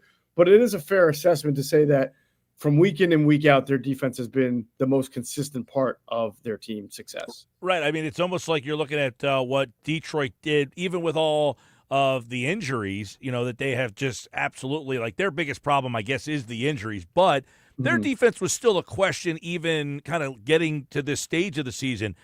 Is Minnesota, in your mind, more of a threat now? I think they have to be, Mike. And again, it sort of depends on the question you ask. Like they're 12-2. If they've got some pretty tough games here, I think, down the stretch. Right, they have to play the Lions, and do they have another one against the Packers or no? I forget. Minnesota plays the Packers next week, and then they play the Lions at the last game of the season. This week, they're at Seattle. Right. So lose 2 out of those 3 games, and then we're probably back to saying, yeah, we knew Minnesota wasn't for real, or Sam Darnold couldn't be the guy to win that many games, but win 2 out of those 3. And then we're going to say, hey, the Vikings are legit. They're a threat. I'll go as far to say this. This Vikings team, to me, is far more impressive than the one a couple of years ago. Was it 2 years ago that made the playoffs and lost to the Giants in the first round? That Vikings team, if you remember, had a scratch and claw, had all these fourth quarter comebacks, and it was sort of a nice story, but not nearly as talented as this Vikings team. This Vikings defense is great. The defensive coordinator is great. The wide receivers are great. 2 years ago, they didn't have Jordan Addison. They just had basically Jefferson, right? Now they got Jefferson, Addison, Hawkinson, and a better offensive line. So that has put and Sam Darnold in a really good position to have his strengths capitalized on. So do I think that they're the type of team where Darnold can throw a few picks and lose it for you? Yeah, but they've only been that once or twice this year. So I think that you definitely have to respect them as a really good team that can do some things defensively. I do think the Eagles are a better team, though. Well, isn't that the whole thing here? It's the preconceived notion of who Sam Darnold is and 100%. Not being able to change that notion until he almost beats you. Yes, and that is 100% the preconceived notion, and it's fair. I mean, it's fair. Listen. People always say to me, I'm glad you bring this up. A lot of people who don't like, what we might say about the offense or Jalen Hurts or whatever, they say, why don't other quarterbacks get criticized the same way? And I say they do. We just cover the Eagles, and a lot of people are in their Philadelphia bubble. But do you know how many people in the national media have taken this very, very good Vikings team and said, yeah, but Sam Darnold? So it's, that's the nature of the game. Until you become the elite of the elite year in, year out, win some Super Bowls, like why doesn't Patrick Mahomes get criticized? Because he has 3 Super Bowl rings. So he gets the benefit of the doubt. That's why. Yeah, and that's the exact opposite with Darnold. Until he performs at a really high level in a playoff game and doesn't, turn the ball over and have some kind of bonehead plays, people are going to say, yeah, but Sam Darnold. So what do they say, yeah, but about Jalen Hurts now? Listen, the one difference is Jalen Hurts in the Super Bowl, right, played like the best quarterback on the field that day. I mean, he was unbelievable.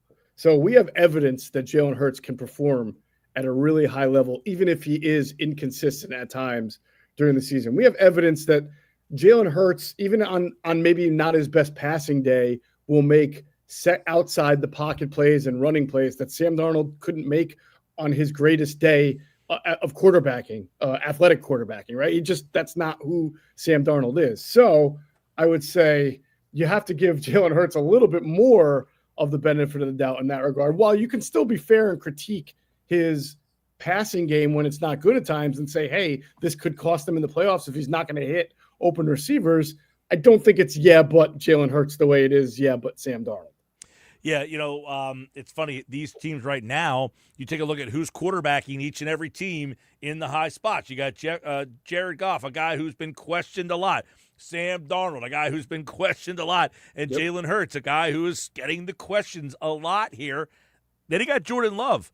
What about the Packers in this race? And what about the Buccaneers in this race? It'd be very, very interesting if the Eagles and Buccaneers meet up again in the playoffs, even more so than Eagles Packers. I think Eagles Bucks, because of the obvious storyline of every time you face Todd Bowles, he's really stuck it to you, or most of the time. I think there was a one regular season win in there. There might have been, but obviously they beat them last year. They beat them down there in Tampa in week 2 last year. Yeah, that was the one I was thinking of. But obviously the Tom Brady year was 2 real ugly losses, and then last year in the playoffs was 2 really ugly losses. So 3 out of 4 is not a good stat as far as losing to the Bucs. So I think that's an interesting storyline. But certainly, I think the entire NFC wildcard picture, Mike, is fascinating, because if the Lions wind up winning the number 1 seed and winning the NFC North, then you're going to have some double-digit win teams, the Vikings and the Packers, who look every bit as good as the Lions, at least right now with all Lions injuries, right? Who are going to be going on the road and probably favored to win on the road against the 3 and the 4 seed, right? Against Tampa maybe, and against the Rams, if it's the Rams that win the NFC South. So, and then the Eagles might have to play one of those teams. So I think that it's not an easy road to the NFC Championship or the Super Bowl when you're in the NFC. Yeah, and obviously you take a look at this team getting ready for a Commanders team. It looks like the NFC East is, even if they lose this week, they would have to lose out, and Washington would have to win out for Philadelphia to lose the NFC East. So it looks like they're going to go in as, at worst, the 2 seed here. I think we all think the number 1 seed is important, but how realistic do you think it is? I mean, the Lions have a pretty tough schedule. Again, they have to play the Vikings, right? They've got the Bears this week, I believe. And then, so it's Bears, somebody, Vikings. I forget who that somebody is in between. San Francisco. Which is just not great. Look, I don't think it's that realistic, because I think the Lions can at least win 2 out of 3 here. And that forces the Eagles to go 3-0. And then even if they do, is that a tie, or is it? Well, I guess that would be the case. If the Lions go 2-1, the Eagles go 3-0, the Eagles will get it, right? Because right now it's tied. Yeah. Because So they would end up 1 game better. Yeah, so it's really not that unrealistic, because it's going to come down to that Lions-Vikings game, I think, at the end of the year. And that's the thing, and that's where most this gets interesting, because right, because the Vikings could lead. You're right, because then the Vikings might be the number 1 seed. And in that situation, and the Vikings apparently, if they and Philly finish with the same record, they win the tiebreaker based on strength of victory, which is the 4th tiebreaker. Yeah.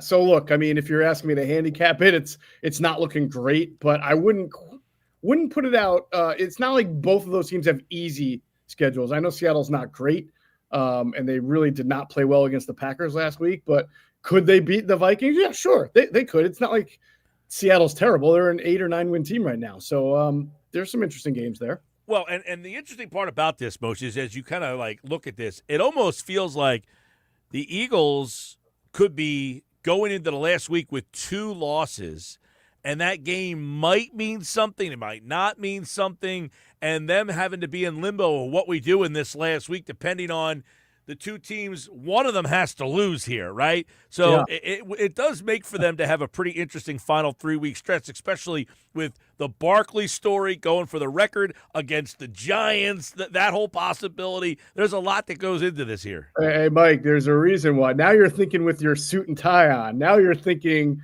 like the NFL, right? And there's a reason why no week 17 or week 18 game, I guess, has been assigned a time slot yet, correct? Right? Because they've been doing that the last couple of years. They keep everything's TBD. Smartest thing the NFL has ever done. They do not want these teams all playing at the same time. They want intrigue. They want it to matter. So the best way to do that is if there's tie to have some teams playing at the Right. same A lot time. of times and they then- play those right. teams at the same time, so they can't scoreboard, or they have to kind of scoreboard Right. watch as the game's going on. Right, that's what I meant to say. Yeah, and then the team that might get the team that usually has the least shot but is hoping for something will play later, and if that something happens, then you get 44-6 Eagles over the Cowboys 2008 style. Jeff Mosher, Football at 4 here on the Sports Bass Live 97.3 ESPN. As they get ready for Washington, is there any, the Eagles have been pretty healthy, but they did have a couple interesting, Landon Dickerson left the game the other day. Barkley was kind of weirdly in and out of that game. Is there any thoughts about where they are injury-wise heading into the week? Yeah, I think there's a lot of intrigue, and I think Nick Sirianni did the right thing today by having a walkthrough and not a tougher practice given all those injuries. Andrew DiCecco reported that basically every single offensive lineman today and during the stretch period was just throwing a medicine ball around, and it looks like none of them were going to practice, and said the same about Devontae Smith and A.J. Brown. So tomorrow is a big day. You would obviously have concern over Landon Dickerson, although I will say Tyler Steen has filled in well this year. However, he's mostly filled in on the right side and practiced on the right side. This past week against the Steelers, he had to play the left side, which is not where he's played, not since college. So that might be a little bit of a difficult adjustment for him. Plus, you're on the road, so noise comes into play. And that's really the one that sort of bears the most watching. Slay, we'll see how he comes. And the pop-up injuries. There's always pop-up injuries that you have to worry about. LaShawn McCoy, interesting comment by him because he played for Andy Reid and he played for Chip Kelly and had some really good offensive lines.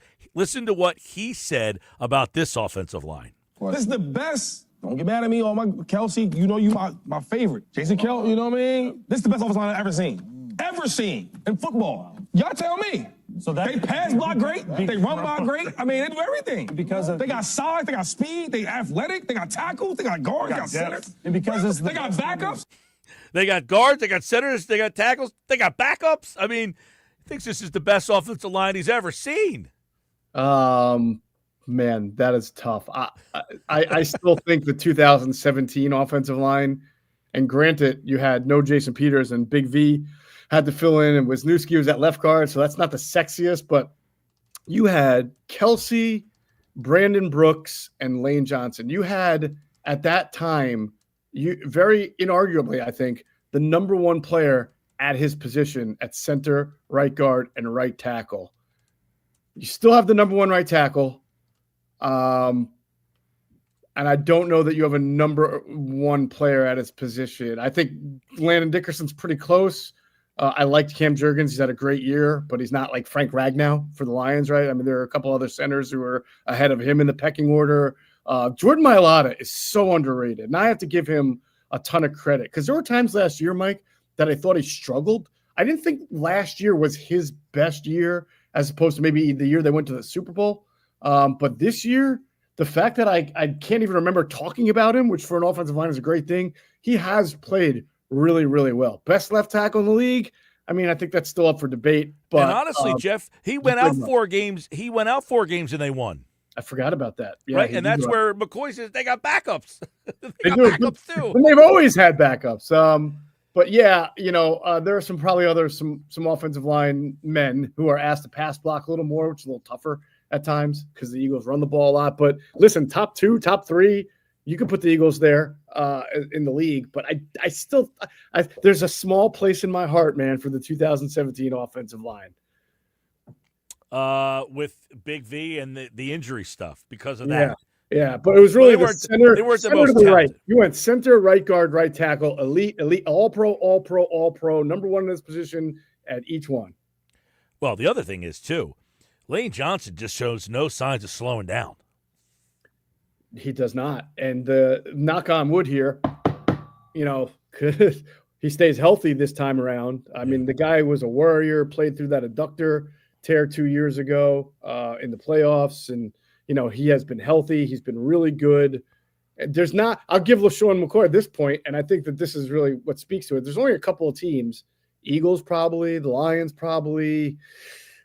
I don't even know. I haven't watched the Chiefs, but I know their tackles are really struggling. But it's very hard to be able to leave your tackles, both of them, on an island 90% of the game. But the Eagles are one of the few teams that can do it. And that enables you to get all 5 of your outlets, your 3 receivers, your 1 tight end, your running back, or your 2 receivers, 2 tight ends, and running back. Or if you want to go 5 wide, whatever it is, you can hit all of them because they don't have to stay in to protect. All right, Moshe, these two teams played not too long ago. Jaden Daniels seemed to be a little banged up with the rib problem in that game. McLaurin, 1 catch for 10 yards. Does this game feel different this time around? He seemingly has got a little healthier, and they've played better since that loss. Last week they could have lost that game to the Saints, but does this game feel that Washington's made up any ground? I don't know, Mike. It certainly can be a closer game, and could Washington win? Yes, but I don't feel that the Eagles are any less of a better team this week than the last time they played them. Now, of course, the injuries, as you were mentioning, could play a huge role depending on who resurfaces and who's out of this game. But Washington's dealing with some tough ones too, and we'll see if their center Tyler Biadasz is able to play. He got sick, I think, right before the game, and couldn't play last week. And when you lose your center, you almost lose everything. And you saw that Washington was able to score a couple points early, like 14 early, and then they got shut down the rest of the way against the Saints team. That's not that great. So injury there. Noah Brown, who was a pretty good number 2/3 receiver for them, I believe is hurt. Zach Ertz suffered a concussion. So if he can't play, that is obviously a important piece of their offense. Austin Eckler, Mike, who ripped up the Eagles over the interior, like 8 catches, 89 yards. He's not going to play.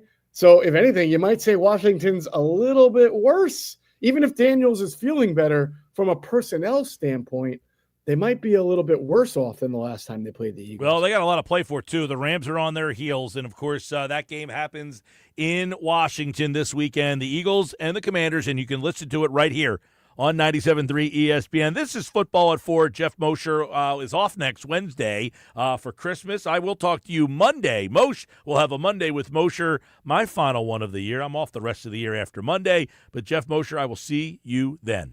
Happy holidays, Mike. Take care. Same to you, pal. There's Jeff Mosher from the Inside the Birds podcast, Football at 4 here on the Sports Bash Live, 97.3 ESPN, the 97.3 ESPN free mobile app. Live video streaming on the X platform, YouTube, Instagram. We're going live on the IG at Mike Gill Show all the way across, and you can be a part of the show. We got a lot of people watching today, listening on the radio, texting in 609-403-0973. You can download the free mobile app powered by First Bank of Sea Isle City and be a part of the show a variety of ways. We like to touch you in a variety of ways. In the car, on your phone, on YouTube, your home TV, your laptop, your tablet. Wherever you go, you can bring the Sports Bash with you. In this hour of the show, it's brought to you by Jersey Cal, a great place for the family to hang out and eat ice cream. They're open year-round. Ice cream's a year-round thing. Every day's warm. It's like 60 degrees out again today. They're open every day from noon to 10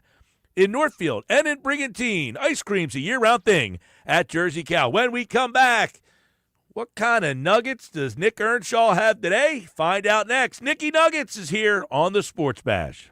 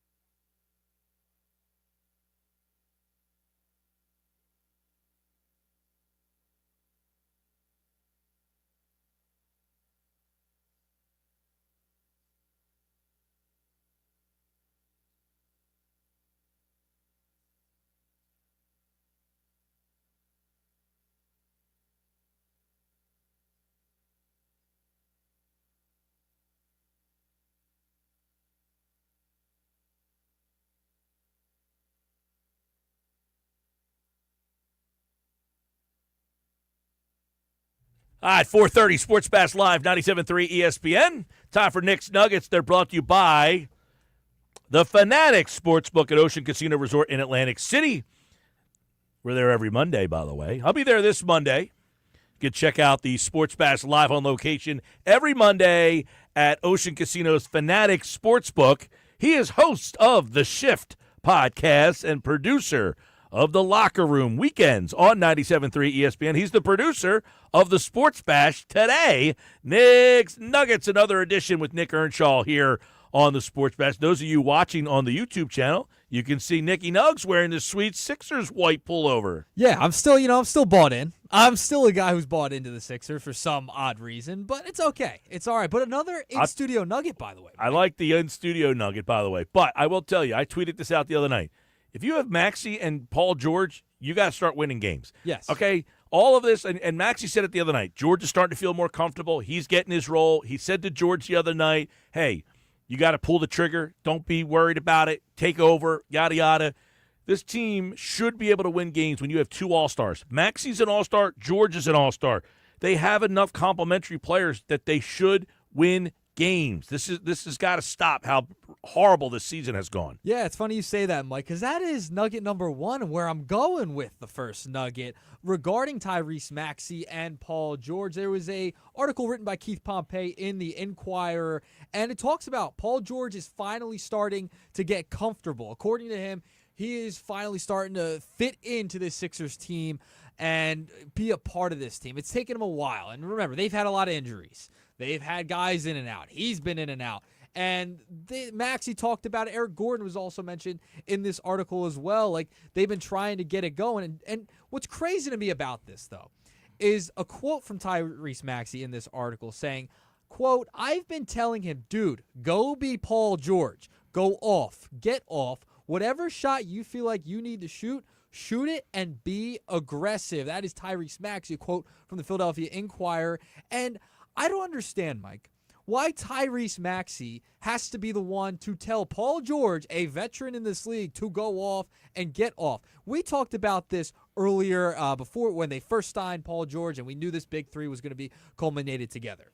That some nights, all right, Paul George might have to take over. Some nights it can be Maxey. Some nights it can be Embiid. But they can flow together. They haven't been able to do that because they haven't been playing together. But the fact that Paul George is talking about trying to be more aggressive, I just think that's a little ludicrous. He's a veteran in this league. He should always be aggressive. Yeah, I do understand your point. I also see where George is saying, look, I'm a new guy on this team. I got to try to find my place. But to me, there are alphas and then there are secondary guys, and he's a secondary guy. Because the alpha comes in. Beta. Right. Well, the alpha, the beta guy comes in and tries to find his way. The alpha guy comes in and puts his foot down immediately and says, this is the way I've always done it. This is the way I'm going to keep doing it. Look, it's no shame that Paul George is a beta.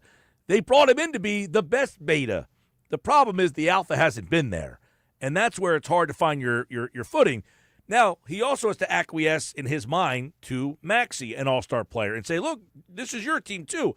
I don't want to take your shots because you're a really good player. People act like it's just like, hey, roll the ball out, play pickup, and these guys should all It takes a while. Like, look at the Suns right now. They're 12-1 with Durant, and they're horrendous without him. You know, it took them all year last year. They were a mediocre team the whole season last year.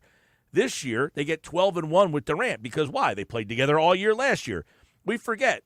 The Heatles, when they had LeBron and D. Wade and Bosh, got out of the gates the first 20 games. They were like 10-10. It took them about 20 games or so to kind of figure it out. Well, the Sixers have not played 2 games together, for God's sakes. So I don't know what Embiid's. Apparently he was at practice today, and there is Nick Nurse explained that this injury is not as bad as the 2 that he had the last time, that this one should be an easier recovery. It's a sinus fracture as opposed to an orbital bone fracture. I always have problems saying that word. But if they can get Embiid back, you know, they play Christmas against the Celtics. Can they get Embiid back for the game on Christmas Day against the Celtics? He's not going to play on Friday against the Hornets. They play the Cavs on Saturday. He won't play in that game. They play Monday night against the Spurs and then Christmas Day against the Celtics on 97.3 ESPN. But can they get him back for that Celtics game and then get this damn season? They always say Christmas is the start of the NBA season. Can they get Embiid back and get this game, this season off the ground, please? Well, according to you, you want it to be Christmas Eve now because the NFL is taking over Christmas Day. I have no problem with that. I would say that if they can get him back on Christmas, and I think last night, they won the other night. I did not look at the standings today, and people are like, oh, who cares about the standings? It's December. But the Sixers are a game and a half out of the play-in. I mean, literally, a game and a half. So if they can get Embiid back on Christmas Day and be about 2 games, 2.5 games, 3 games out of the play-in, I think they should be okay. I think they should be in the play-in by that point. I mean, they should start being in the play-in by the new year. They should be at the 10 No, seed. by the new year, yeah. I mean, like, you get him back on Christmas Day, that's when the unofficial start of the NBA season. You get Embiid back, start the damn season, and let's go. Yeah, I agree. And, that's kind of what was talked about, right? Like, everyone's been in and out of the lineup. Everyone's playing a different role than what they were signed to do. By the way, look at Milwaukee, who won the NBA Cup last night for whatever that's worth. They've won 8 out of 10, but look, they were in misery to start this season. People are talking about who's worse, the Sixers or the Bucks. Well, now the Bucks just won this NBA Cup. They've won 8 out of 10. They've won 3 straight. They're the 5 seed in the East all of a sudden. No one's talking about the Bucks' misery.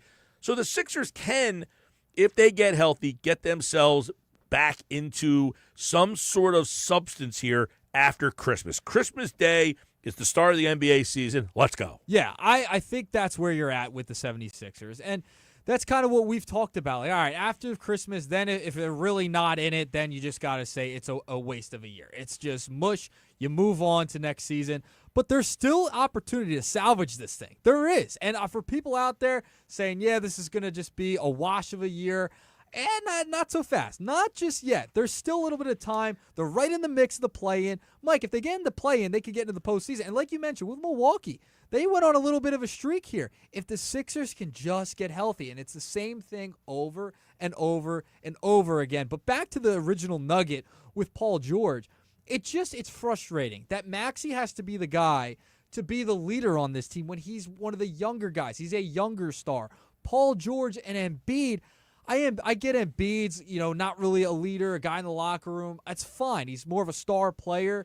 But the fact Paul George has to be told by Tyrese Maxey, yeah, man, take your shots, take your shots. I understand he's trying to fit in, but that's a little frustrating if you're hearing that. Frustrating, but guess what? Just like the Eagles. Do you need A.J. Brown to kickstart you? You don't care how it gets done. Just somebody get him off the ground and get this thing started. And look, I said this the other day. You watch Paul George, it's a shame that the injuries to him and Embiid have occurred because Paul George is really good. I mean, he's really good, man. You don't realize how smooth he is, how he creates something that Tobias could not do. He puts the ball on the floor. He's a good passer. He's such a better fit than Tobias Harris was on this team. It's just such a shame that he has not been healthy and now Embiid has not been healthy. It's a shame. Yeah, it really is. That was the not coming in. Can they stay healthy? And they have not so far. If they could stay a little bit healthy through Christmas, through the new year, you might got a shot to get into the postseason. We'll see. All right, moving along to nugget number 2. Staying with the 76ers, though, Mike. I didn't even want to cut this audio. I showed it to you before the show today, and it was brutal. Jared McCain, love Jared McCain, just got meniscus surgery on his knee, okay? He is in the hospital bed, and we know how big of a star he is on social media and on TikTok, right? He posted right after the surgery from his bed on social media, still I feel like under the influence of something they gave him, Mike. You couldn't make out what he was saying. He was trying to sing a song on TikTok. Based upon what you saw from that video, I would highly encourage probably everyone to check that out. It was very interesting, to say the least. That's what I'll leave it at. Do you love McCain going that far right after the surgery? Do you want to? I know you want to have updates on the guy, but is that a little too much? Hey, listen, man, if he's making real money on TikTok and he feels that he needs to keep his content rolling to keep himself in the algorithm, then you got to do it. You can't get – if you fall out of the algorithm, man, it knocks you off. You got to be consistent with that stuff. He's got like millions of followers in there. I think he'll be fine. Yeah, I don't know if I need him from the hospital bed straight after surgery under the influence of who knows what. I don't need to see that. I'm sorry. Does it matter if you have millions of followers? If the algorithm doesn't put you in front of those millions of followers, then you have a dormant millions of followers. See, this video should take him out of the algorithm. For posting that video, he should be out of the algorithm. Yeah, Like, you can't have him posting that. He's got the shower cap still on. His eyes are glazed over, and he's mumbling, jumbling I don't know what he words. was saying. He was singing at the end. I don't know. But overall, looking at McCain and his injury, if they're able to get him back, do you think he's going to be the same player?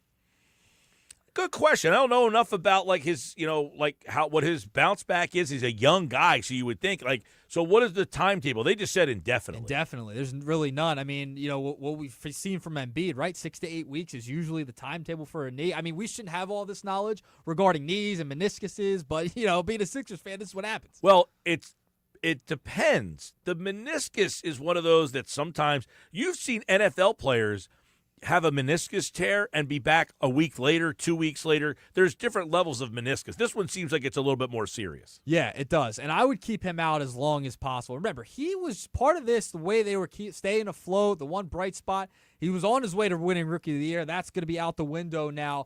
I think with McCain, you just be as cautious as possible. No need to rush him back. You have Paul George back, and Embiid looks like he's going to be coming back. Maxi's healthy again.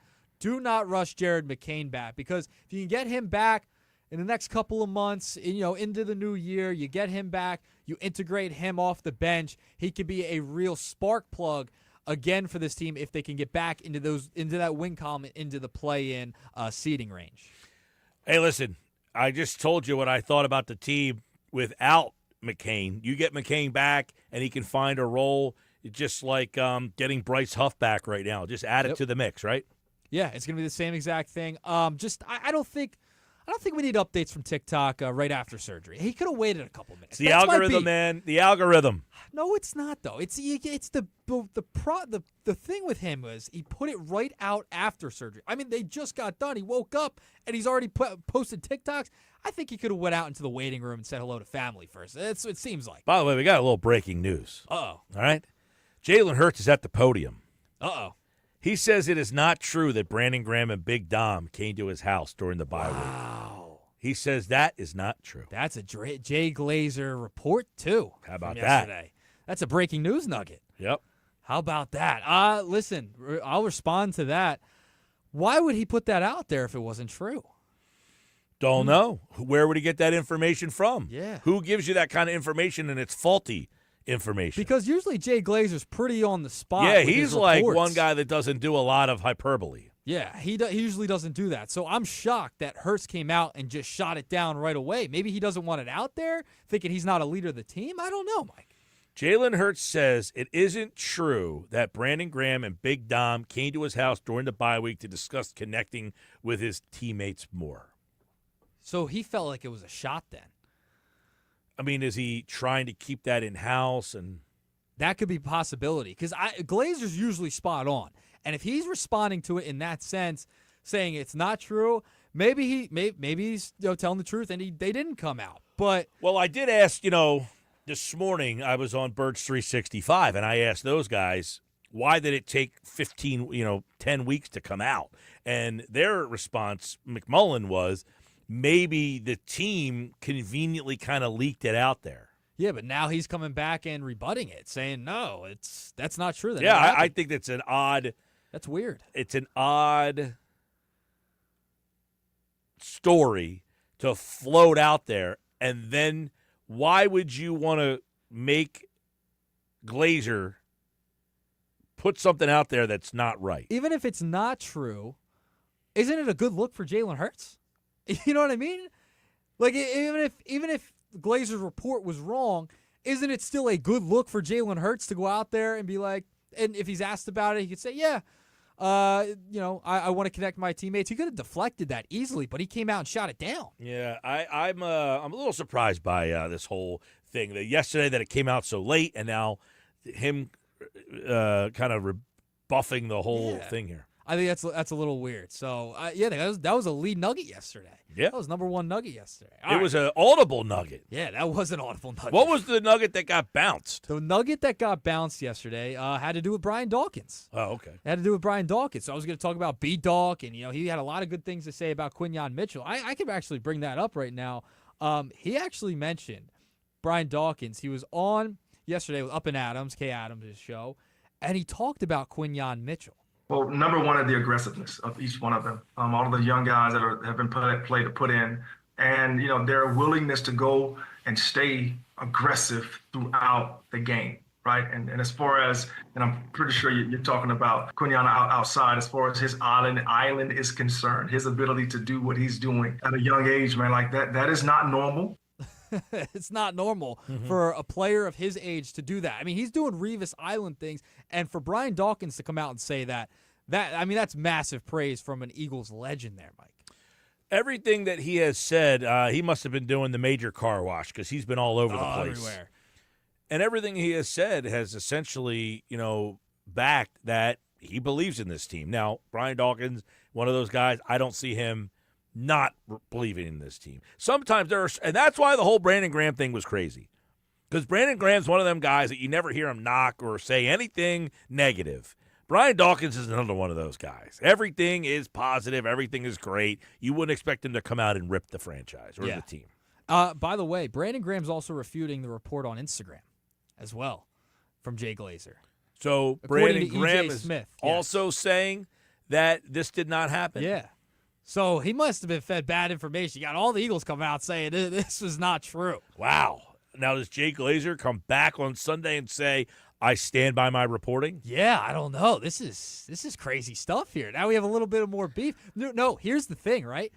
All of the media was talking about everything going on with the Eagles. Now they're going to come back at the media, Mike. That's what I see happening here. All the players are forming together in a unifying fashion against the media. Yeah, but Jay Glazer is not an everyday No, he's guy. not a national guy, so that's why I'm confused about this. He's not even that he's not on every day. He goes and do a whole heck of a lot. So when he has something, it's usually because he's got something. Yeah, he's got something. I don't know why he would report that on his podcast, if it wasn't true. Yeah, I'm a little surprised by this turn of events. So it's a he said thing. Essentially, that's how it started out, Mike. Yeah. That's where we're at with BG, Hurts, and Glazer. All right, moving along. I did have a final nugget regarding the Philadelphia Eagles. Speaking of podcasts, Darius Slay put out his podcast just recently, and he is claiming that the Philadelphia Eagles already knew what the Pittsburgh Steelers were going to do. He said, quote, I think our defense started the game off with like 5, maybe 6 straight 3-and-outs. It was wild. We knew what they were going to do. We seen it on film, and we really just executed our job. Our coaches put a great game plan together, and we executed at a very, very high level. Who was this? This was Darius Slay. Just came out a little while ago. So he's saying the Eagles already knew. Had a good game plan, knew what they were doing. They were well prepared. Yeah, and who does that speak to? Vic Fangio. And I want to bring up the audio real quick from Brian Dawkins on Up and Adams speaking about Vic Fangio and accountability. When you then recognize that as a defensive coordinator that I have a bunch of cats with character, now I can have the accountability that I want to have. And that's what Vic's in the past. If you look at his defenses, they're aggressive. They take great angles to the ball. And it's usually more than one person around the ball making the tackle. To me, that screams accountability, not just by Vic, but also the coordinators turned into an absolute beauty of a dominant defense. And I love it. I don't think anybody has questions about Fangio because he's the kind of guy, we talk about why don't people buy into Sirianni? Your initial reaction was, I don't know about this guy, so therefore I don't like this guy. Fangio he seems like the kind of guy that I'm going to like. You liked him from the get-go, and he's given you reasons not to change your mind. Well, remember, they wanted to hire him before he went to Miami, and that whole Jonathan Gannon thing with the Arizona Cardinals, there was that drama. The Eagles wanted Fangio. Remember, he was an advisor to this team as well before he went to Miami last year and now is back. So if they hired him in the first place, you might have saw a team that goes a little bit deeper into the postseason and maybe a little bit of a better defense last year. No questions about it. I mean, I think one of the biggest problems they had last year was their defense was atrocious. And because their defense was so bad, the season fell apart. Yep, that's exactly what happened last year. Exactly. And now you have the guy that you ultimately wanted anyway over a Sean Desai, over a Matt Patricia. You finally got the guy you wanted, and it's showing. It's showing in young players, too. That's the difference. The fact this is a really young defensive unit, that is what is so encouraging heading into next year and the years beyond with all the Bulldogs. That's a good point. Because if he's Desai, I don't even know what would this defense would look like with all the young players. That's a good point. The age of this defense should make this defense better and better as the years go on. I guess the question would be, how many more years does Vic Fangio have left? That's true. I mean, he wants it to be in Philadelphia. He wants to end it here, so we'll see. All right, there's Nick's Nuggets for this Wednesday edition of the Sports Bash Live, 97.3 ESPN. Hey, this hour is brought to you by Jersey Cal, a great place to hang out and eat ice cream. Ice cream is a year-round thing at Jersey Cal. They're open every day from noon until midnight. 2 locations. You can go to Brigantine or Northfield. Jersey Cal, a great place for the family to hang out and eat ice cream. All right, we got another hour of Sports Bash coming up. The Eagles getting ready to take on the Commanders. We've got so much to dive into. Flyers tonight, by the way, as well. Matvei Michkov and the crew taking on the Detroit Red Wings. And you can listen to that game right here on 97.3 ESPN or the 97.3 ESPN free mobile app. Download it for free thanks to First Bank of Sea Isle City.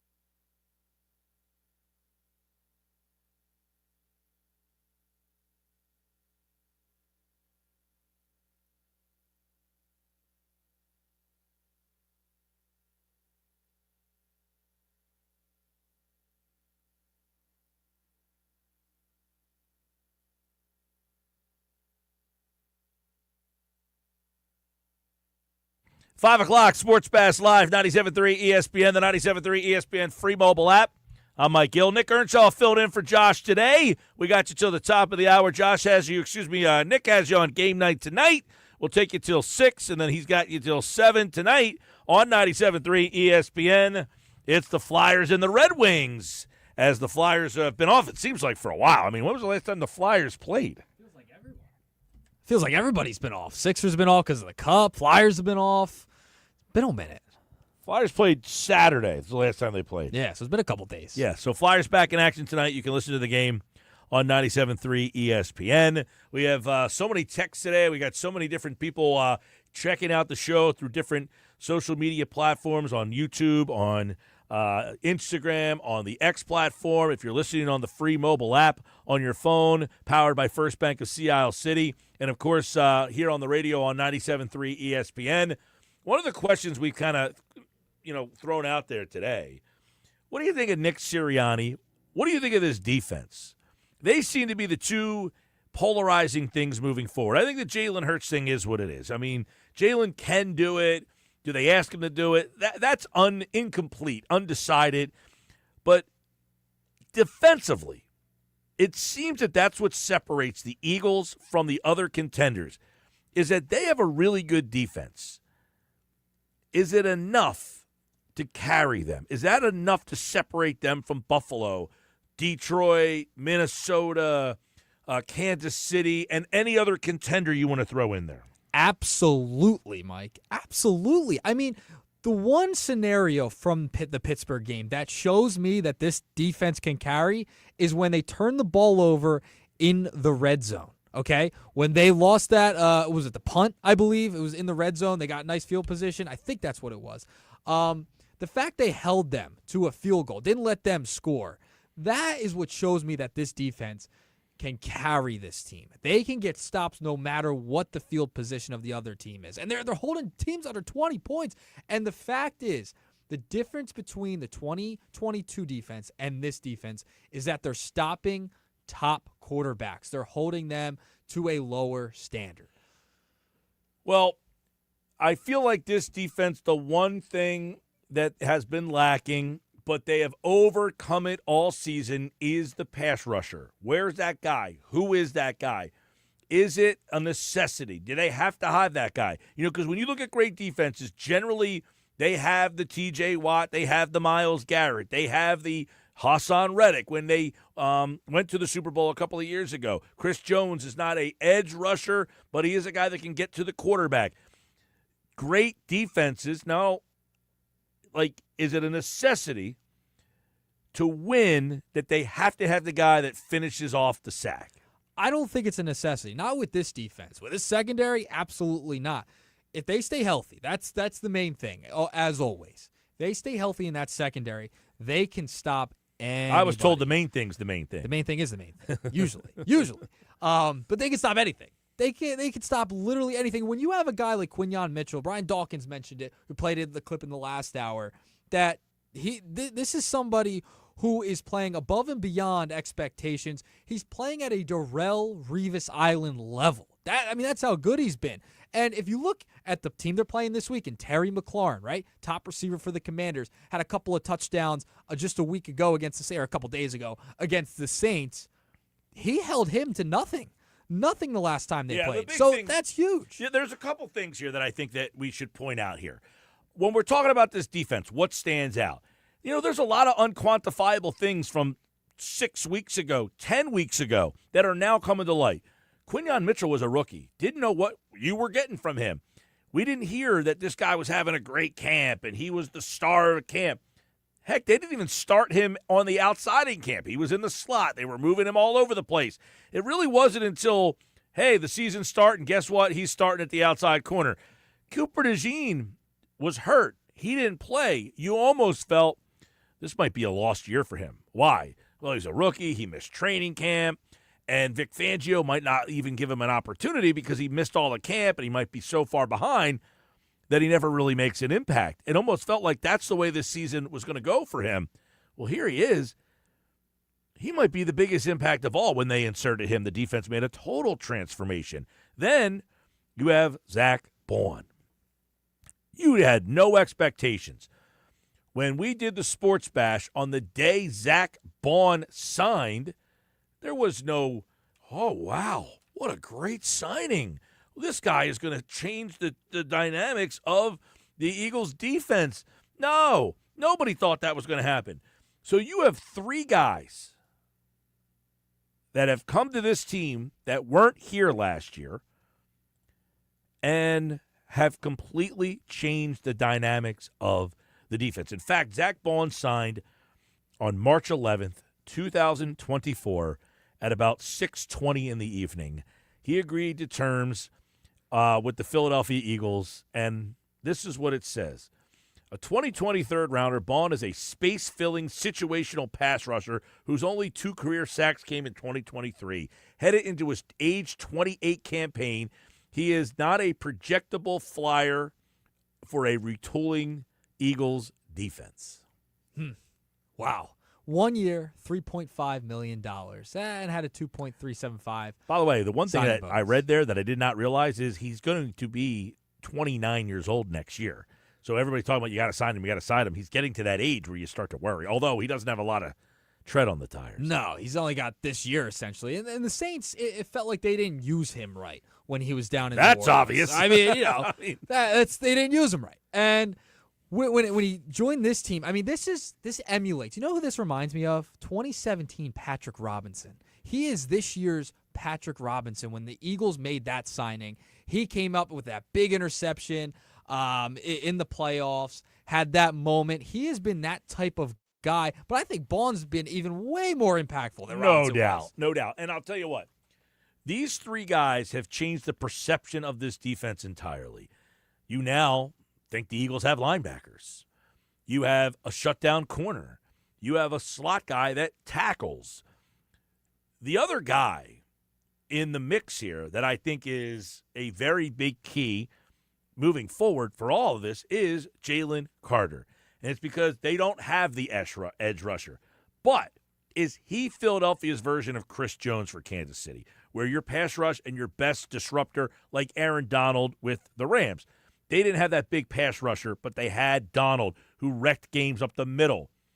Why are we not, or are we, ready to anoint Jalen Carter as that level of guy? Where is he the guy that we're not giving enough credit to? I was thinking about this the other day because he was the guy. He's a first-round pick, and I think it goes back to the way last year ended. He gets lumped into that demise as, man, this guy was awesome the first 11 weeks when the team was really good.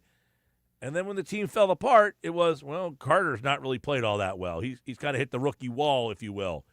So are we not realizing or giving enough credit to the impact that Jalen Carter has and how that impacts why this defense is so good? And how much of that was his attitude and him being engaged last year, right? After the fall off, after the total collapse. Because now you're seeing him getting heated on sidelines. You're seeing him fired up. How much does that have to do with it, too? I look at that aspect, too, Mike, like him being engaged. Did he kind of just pull back a little bit, or was it just a rookie wall? I think him being engaged, this team being much better than last year, having a new defensive coordinator in Vic Fangio, and him having a year under his belt, you're seeing him get fired up on the sidelines, going at Sirianni. I remember in that Saints game earlier in the year, he was talking smack. Like, he seems even more engaged here later on in the season because this team continues to win. So I think that has another aspect to this where you have a guy in Jalen Carter who has been much better than he was last year down the stretch, and he's a more engaging player and involved on the sidelines and showing how spirited he is on the football. So I'm interested from the people out there listening. And you could chime in, of course, as well, Nikki. Nikki Nuggs, which is your favorite member of the Eagles defense? Oh, no. You're going to put me on the spot here, aren't you? Yeah. Which of these Eagles defensive players is your favorite? I think it's got to be Quinyon Mitchell because you don't hear about him. You don't hear about him on the broadcast. He never gets talked about because no one's throwing his way. That's why he's my favorite. He doesn't get talked about on the broadcast because no quarterback wants to throw in his direction. That's why he's my favorite, Mike. And the fact he's a Toledo guy, had a chance to go to Bama, all these big schools, right? SEC. He went to Toledo because he wanted to be closer to his family. And then he comes in the NFL and is arguably the best corner in football in his rookie season. Quinyon Mitchell is my favorite because you don't hear about him. You do not hear about him during the broadcast because no one throws away. Yeah, those are for the corners. When you're not getting mentioned, it's a great thing. I don't want to hear about him.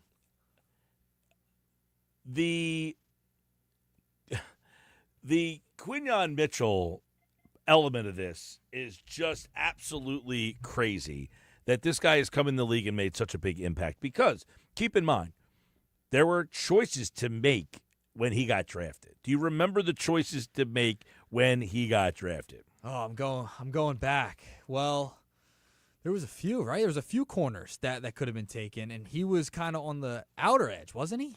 If you remember, it's funny because there were... Gosh, feels like so long ago. Yeah, well, there was one guy went to you. You had the first... Philadelphia had the first choice. Yes. Right? They had the first opportunity to draft the corner when they came on the board. And here comes Philadelphia. They're at pick 22. They take Quinyon Mitchell. So your choices, you could have taken Terrion Arnold. That's right. Who went to Alabama. And ironically enough, he goes to Detroit. So the SEC player goes to Detroit. You end up with the MAC player. The other options in that spot there was Nate Wiggins, the corner from Clemson, an ACC player. So interestingly enough, there was people that really thought they should go there. Another guy, Kool-Aid McKinstry, he was on the board. Kwame Lassiter, he was another guy on the board. Max Melton, a local guy, he went in the second round. He was on the board. And the Eagles took Cooper DeJean, 40th. McKinstry went 41. Lassiter went 42. Melton went 43. We might look back at this draft when there was a run of players that the Eagles started the run and took the right one. And stole Cooper DeJean. They literally stole Cooper DeJean in the second round. I mean, the fact they got both of them, insane. Like, we have to remember that. Like, they have both Cooper DeJean and Quinyon Mitchell, got them in the same draft. That's the crazy part of this because of how many corners there were. There was a decent amount, and you mentioned a lot of SEC guys, big-name school guys. To little Toledo and Iowa, Cooper DeJean, man, oh, man. I mean, and remember the knock on Howie Roseman. I want to actually bring that point up, too, Mike. Remember the knock on Howie Roseman is he can't draft. Well, I mean, he kind of hit a home run with these couple of picks the past couple of years. Jalen Carter, Quinyon Mitchell, Cooper DeJean. He's hitting on these guys now. And that could turn the thing around with the narrative that Howie Roseman can't draft players. 609-403-0973. Dan in the HC says, can you imagine Cox and Kelsey retiring has made this Eagles team better? Not to sound ridiculous, but they were both long in the tooth. I don't want to push back entirely. The Kelsey thing, I think Jurgens has done a great job there. But if Fletcher Cox was still here, I wonder how he would be helping this defense. I think it would help out if they had another body in there, right? I mean, they lost Brandon Graham, they lost Josh Huff, but I understand he plays on the interior. But to have another body in there to keep those guys fresh. Remember the Super Bowl year in 2022 when they went against the Chiefs? Remember they signed all those guys to keep guys fresh and keep mixing and matching on the interior because they didn't have guys like Jalen Carter in there. I think it would help. It would definitely make a difference. Yeah, I mean, I'm not trying to slight Kelsey, but the replacement for Kelsey, there has not been a noticeable drop-off. I'm not suggesting there's been a noticeable drop-off, but that's a position where depth matters. The offensive line, you're not shuffling guys in and out of the game. No. So if you said Kelsey's better than Jurgens, I'm not arguing that. I'm saying the drop-off hasn't been impactful. The drop-off from Fletcher to the next guy, I'm not saying it's been impactful, but maybe Fletcher makes the defense better, Davis plays less snaps, and then everybody else plays less. You know what I mean? This is really the first time I'm thinking about that out loud, Dan and EHT. Thank you for that text because it does bring up an interesting thing. If they had Fletcher Cox on this team, how much would that have helped this defense? Yeah, I mean, how much of a difference would it make on the pass rush? Would they be that much better if Fletcher Cox was still on the interior? Would that even make them and bring them to another level Yeah. because of how good they've been against the Yeah, and run. again, I mean, he's not an edge rusher. He's not a No. big pass rushing guy, but he did get pushed from the middle. He wasn't, last year, it wasn't like he was bad. I mean, he No. wasn't, He was serviceable last year. He was good. He wasn't, all pro level Fletcher Cox, but he was still good enough. Like, he could have stayed another year. And like Brandon Graham has, Fletcher Cox could have stayed another year and still been a pretty decent interior defensive lineman and made a difference on this Eagles team. So, listen, they're okay right now. They've been relatively healthy, knock on wood. But if they had a Fletcher Cox on the interior, I think that would elevate them even more at this point, and you still have a more veteran leadership in there. Yeah, And Vic Fangio would be the defensive coordinator. That would make a difference too. Yeah, I don't know that Fletcher would. I mean, how much better could this defense really be? Early in the season, we kept asking, do they have enough pass rush? They're not getting to the quarterback. Those first 4 games, the 2 losses they had, that was a big problem for them. And again, while they don't have that guy, it doesn't feel like that's been a big issue. If you're Jason Kelce and Fletcher Cox watching this season, aren't you feeling a little bit of an itch and like saying, man, should have stuck it out maybe for one more year? Do you think you might? Is there a little bit of a regret on their mind just thinking about it, seeing how good this team is, seeing the new offensive and defensive coordinators come in and turn this thing around? Is there a little bit of regret? I mean, that's a possibility. It has to cross their mind. Has to. I saw Fletcher at the Super Bowl. He didn't seem to think or care that They go win a Super Bowl this year. Then maybe, does it really cross sure, their it's mind? human nature. It's gonna hurt you. Man. But I think Fletcher's certainly at peace. Kelce, I'm not sure. Like, he seems like he's living his best life, but maybe this is his way. It's like a guy who's going out there partying and drinking just to try to, like, suppress these feelings. Like, I don't know if Kelce is just keeping himself overly busy because he misses it. I think Kelce definitely misses it.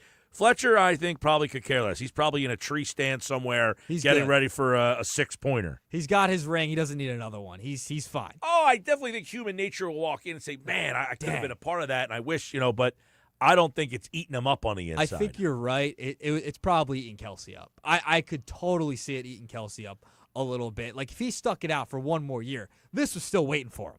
The ESPN gigs, the podcast, the partying, going around, that was waiting for him. That was going to happen no matter what because of how big of stars they were, him and his brother have become. That was going to happen. Dude, no he matter is what. on everything. Now, I mean, he's on a Cinnamon Toast Crunch commercial.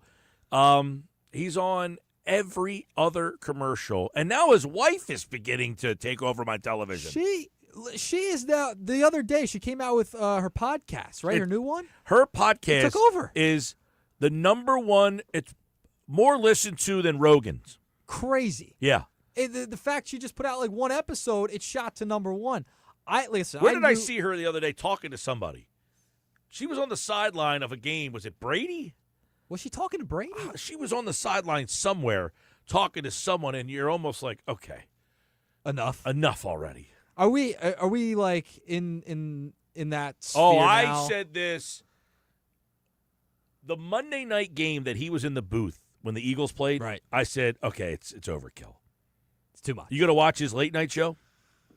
I'll watch the replay. I'm not staying up for it. It's a Friday night. Yeah, it's like but that's the whole point. Now they're going to be playing that at bars, like like at 1 o'clock in the morning. I would before imagine, like that's the interesting part of like life now, right? We're having the conversation about the NBA and how it's changed and how things have changed, and the NBA saying, well, linear television, it's going down. You would watch Sports Center like at 11 o'clock at night, and the same one would be on at 11, 12, 1, 2, 3, 4. I mean, it would just stayed on all day, and then through the next day. They didn't have live Sports Centers on the next day. You just watched the one that was on at midnight the night before, and it just kept going. So now, when you go out to the bars, I would imagine, like the college kids, the Kelce show will be on, and then you'll see him up there, and then that will be like top of mind to go to social media and see what he was actually saying, because you're at the bar, you can't hear it. No. They just have the little the words on the TV, right? The closed caption. Yeah, I couldn't think now, of do that. you watch TV shows with closed captioning on? Absolutely not. I What? can't stand it. No, Mike, I can't stand it. You said absolutely. I thought you were going to say, oh, okay. I tricked you there. I have to watch with the closed captioning on. Why? Because I can't understand what people are saying Turn half the the time. volume up. You don't need closed caption. Just turn the volume up a little bit. No, That's all. girlfriend, same thing. She'll say to me, "You got to put the closed caption." Especially a lot of these shows you're watching on Netflix or Prime, where the people are English, Right. so they're British. Yeah, British. So speaking, sometimes it's accent. a little hard to make it out. I But know. some of these shows, we go exclusively now. Do you go football closed caption? No, or just TV not shows? sports. Okay. TV shows, we go exclusively closed caption. Anybody else with me? No, I'm certainly not with you on closed caption. Is anybody else It's a out there distraction. closed caption on the TV show? 609-403-0973. I am not- closed caption. I think it's the worst. It's so distracting. I'm watching the words instead of the actual show. All you got to do is turn the volume up. And No, you we know got the you're volume up fine. at like 50. I don't know. I got pretty good ears, I think. I don't get It that high. could be a sign that I don't and Yeah. we don't. I mean, Yeah, your but ears checked? it's not like my girlfriend is saying the same thing. She's like, "Hey, can you turn the closed No, caption on?" it's a legitimate thing. People would rather have the closed caption on like watching a TV show than It's like, no longer a distraction for me. I Is it am because- now. Here, I got a question for you. Is it because of like social media and clips? They all have caption now. Everyone captions all their clips. No, we do watch a lot of shows that the people are British, and it's hard to understand some. Like, okay, I tried to watch Peaky Blinders, Okay. and this was kind of before closed captioning or whatever, and we couldn't make out what they were saying. So we were like, we're watching a show, we don't even like half the time we're saying, what did he just say? So now everything's closed captioned, but we have watched a lot of shows where the people are British. But there's a show we just watched, the show called The Madness. Have you seen this on Netflix? I have not. You know me. I'm not a big TV watcher. Yeah. That's a problem. So we just watched this show. It's called The Madness. It's actually set in Philadelphia. Okay. The guy, he's like basically getting framed for murder, blah blah blah. But there's so many times where they're like whispering and like it's hard to hear what they're Turn saying. the volume up. It's on 58 already. Turn I it can't up to 68. I'm gonna Yeah. blow my speaker out. That's fine. Oh yeah, that's just what I want. You need to replace it. It doesn't bother me though, the closed captioning. No, it bothers me. It's distracting. I would rather get angry and not know what they said than have closed captioning on. That's what I'd rather do. We just watched The Madness on Netflix. There was a show we just watched on Amazon Prime. Man, what was the name of that show? But the show, everything was so dark. Like the lighting was so dark in the entire show. It was, oh man, what was that called? Cross. The show was called Cross. Has anybody seen Cross and hear what I'm saying? You needed the closed caption because Why? everything was quiet. Because they were whispering. A lot of whispering stuff going on. No, I'd rather turn it up to 100 than have to turn it back down than use closed captioning. I don't want to see words on my screen. I like I'm this. watching the show. That's what Twitter's for. I can read stuff on there. Guys, my 16-year-old son turned me into closed captioning, especially is there any type of accent or ambient noise. Anything ambient noise, accents, like if you just can't make it out sometimes. I'd rather be angry, get mad at my TV, and not understand what they're saying. I don't want it on the television screen. It's going to cut out some of the show. No. It's distracting. Mike, I'm the out. value of the necklace, the diamond luggage tag Hurts was wearing at the presser, unreal. He was basically wearing a McLaren 720S around his neck. I was wondering about that. Pretty privilege? That is ridiculous. I mean, the other night, who were we watching?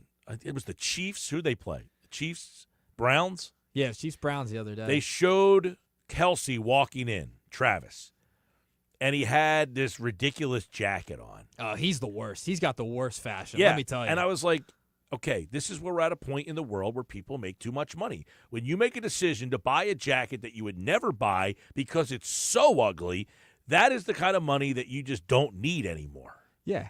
And that Bleep you necklace, does anybody out there, if I walked up to you and said, I will present you this necklace, you can't sell it, you have to wear it.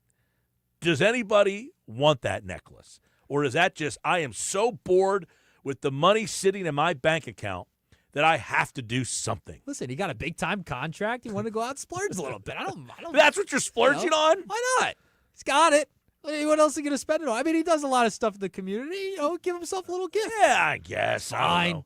not pretty He privileged. could have bought a McLaren He 720S. probably already has one.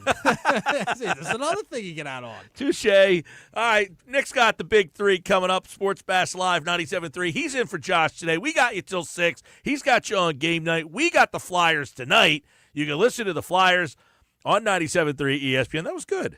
Yeah. That was a good joke there, Yeah, Earnshaw. I have them sometimes. Got them sometimes in the vault. Home of the Flyers. They take on the Red Wings tonight. Listen to it exclusively on 97.3 ESPN and the free mobile app powered by First Bank of Sea Isle City. We got you coming up next on the Sports Bash.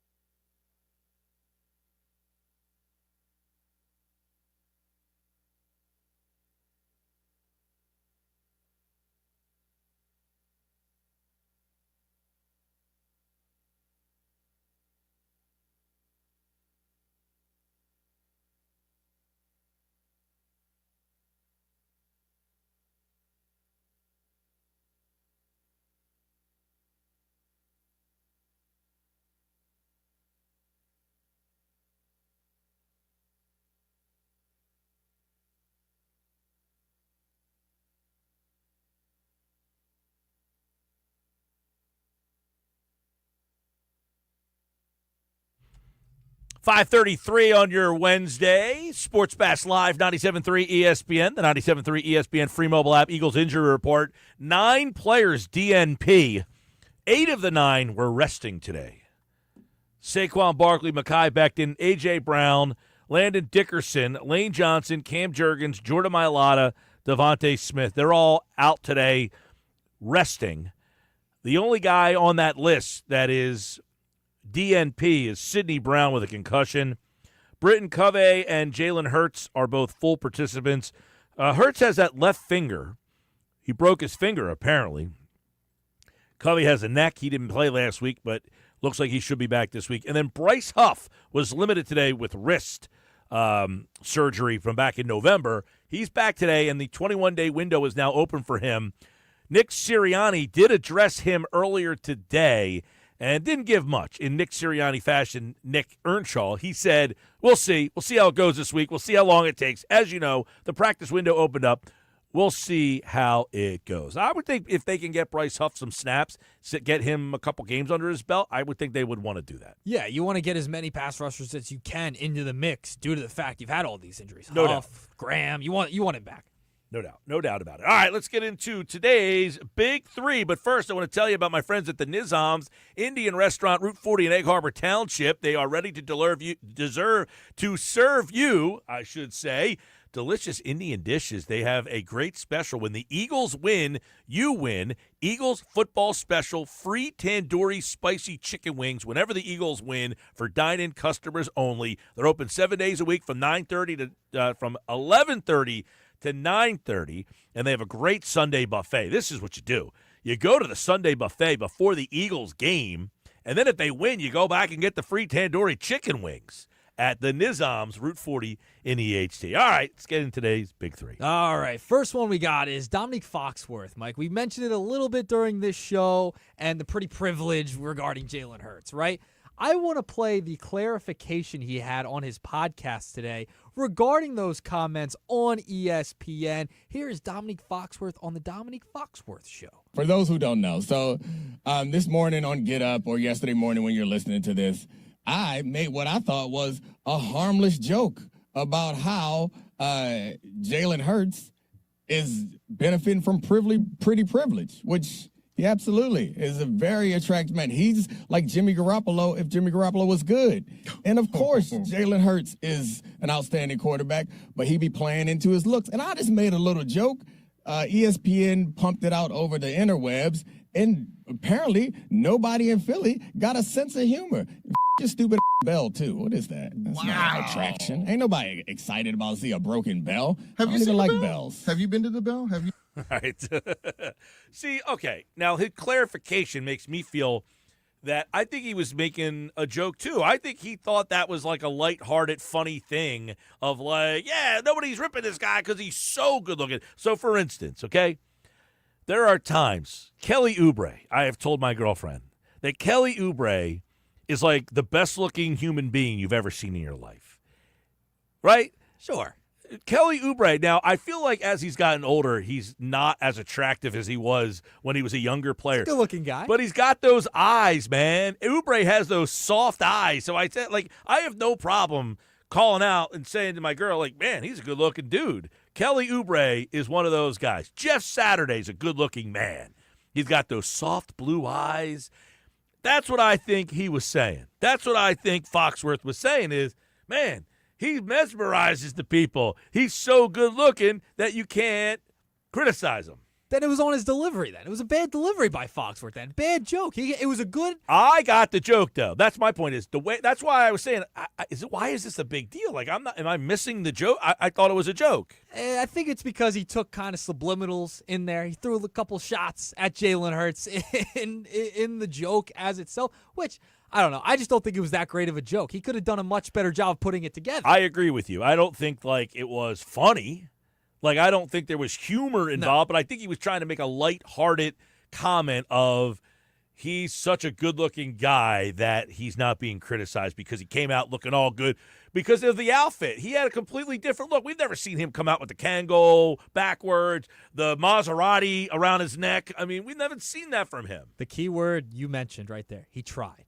He tried. He didn't succeed very well. Hey, listen, a lot of people try to throw one-liners out there and they don't work. It's not an easy game to get into. I get it, but no need for the unnecessary shot at the Liberty Bell at the end. I mean, that was ridiculous. That was a real shot at Philadelphia fans. Right. No, I like the text messages that are coming in, talking about. This guy says Michael Robinson, NFL Network, is the best-looking guy on the channel. Oh, no, now we're just going through media personalities in the NFL. Is that what we're going to do now? Is that my next I round? love it, though. Like, hey, I have no problem. I tell my girl all the time, every time, I'm like, man, that Kelly Oubre, man, he is a good-looking dude. Yeah, but, we still got to put up with the Kelly Oubre experience on a nightly basis. He was good. We had good Kelly Oubre on Tuesday night. It's a Kelly Oubre experience. I loved it. So people are tweeting all over the place. Oubre's been out fantastic in this game, how good he's been. My one miserable friend on Twitter says Kelly Oubre is the worst, biggest. I'm like, you're not watching this guy? Yeah, he had and he tweeted it right when he had a bad play. He tried to go 3-on-1, 1-on-3, and he tried to dribble through them all, and he kind of loses the handle. But the guy had a really good game. Yeah, and he's a really attractive guy. According to Mike Gill, Kelly Oubre, I don't think it's attractive just man. me, man. There's a lot of people out there listening, and they're shaking. You're like, you know what? I noticed that too. He's got some good eyes. I'll give him the eyes, man. The eyes pull you in. I'll give him the eyes. All right, Kelly Oubre experience. It's something to watch. All right, moving along. Number 2, we got to go to back to the Phillies, I should say, back to the Diamond. And Nolan Arenado, it just came out a report regarding Arenado. He declined a trade to the Astros, and one of the teams on his list, on his no trade clause that he would want to go to is the Philadelphia Phillies. If you move on from Bohm, is Nolan Arenado a name, Mike Gill, you would go after? Yes and no. Yes, because I now need a third baseman. No, because I'm not all that excited about adding Nolan Arenado at this stage of his career. He is a good defensive player, but I don't think that this is a massive upgrade. So, yes and no. If they get him, I need to replace Bohm. I got to get somebody. What am I giving up? I don't want to give up anything of substance. Am I trading Ranger Suarez? Is that the kind of trade? That could be the move. That could be the move to move on from Ranger and maybe Bohm in that trade. Now, is Bohm and Ranger too much for Arenado? How much more would you be I'm not back? swapping Bohm for Arenado. It's if I trade Bohm to someone else. That's the way this works. I have to get something for Bohm that makes me better. I have to get something for Suarez that gets me better. It's like what the Yankees just did. They lost Soto, but they might be better now without Soto based on the moves they've now made. Devin Williams, because of all the money they had allocated for Soto, they can now respend on multiple guys. Yeah, I mean, that's kind of what they're doing. Arenado's a name. All right, let's say you move on from Bohm. There's been noise out there that he could go to the Mariners. Mariners could be a spot that Bohm goes to. Now you got to fill the hole at third base. Is Bregman or Arenado the guy you want them to fill third base with? I mean, because those are your two options, essentially. Yeah, there's not a lot of options. You're right about that. I mean, without being deep into it right this moment of who's still available, what's going on out there, what's on the list, Bregman or Arenado. Arenado's a really good defensive player. They're both a little older than I would like, especially mixing in with this team that is aging. You're really putting the clock on. You got to get this done, and now with Arenado and Bregman is you're the sand is going through the hourglass on those guys. Yeah, Arenado, 33 years of age. I don't know if I'm in love with them moving on.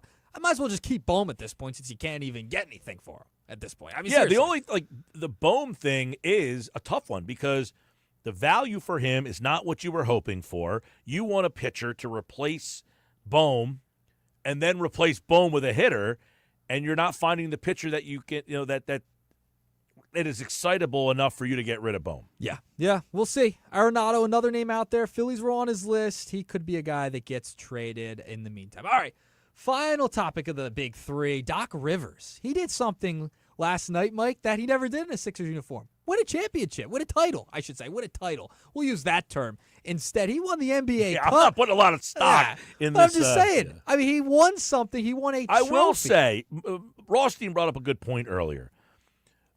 The level of play in the championship game was higher. Yeah, in one game. But that's the point, is because why? The winning team got $500,000 or over $500,000 per player. The losing team got half of that.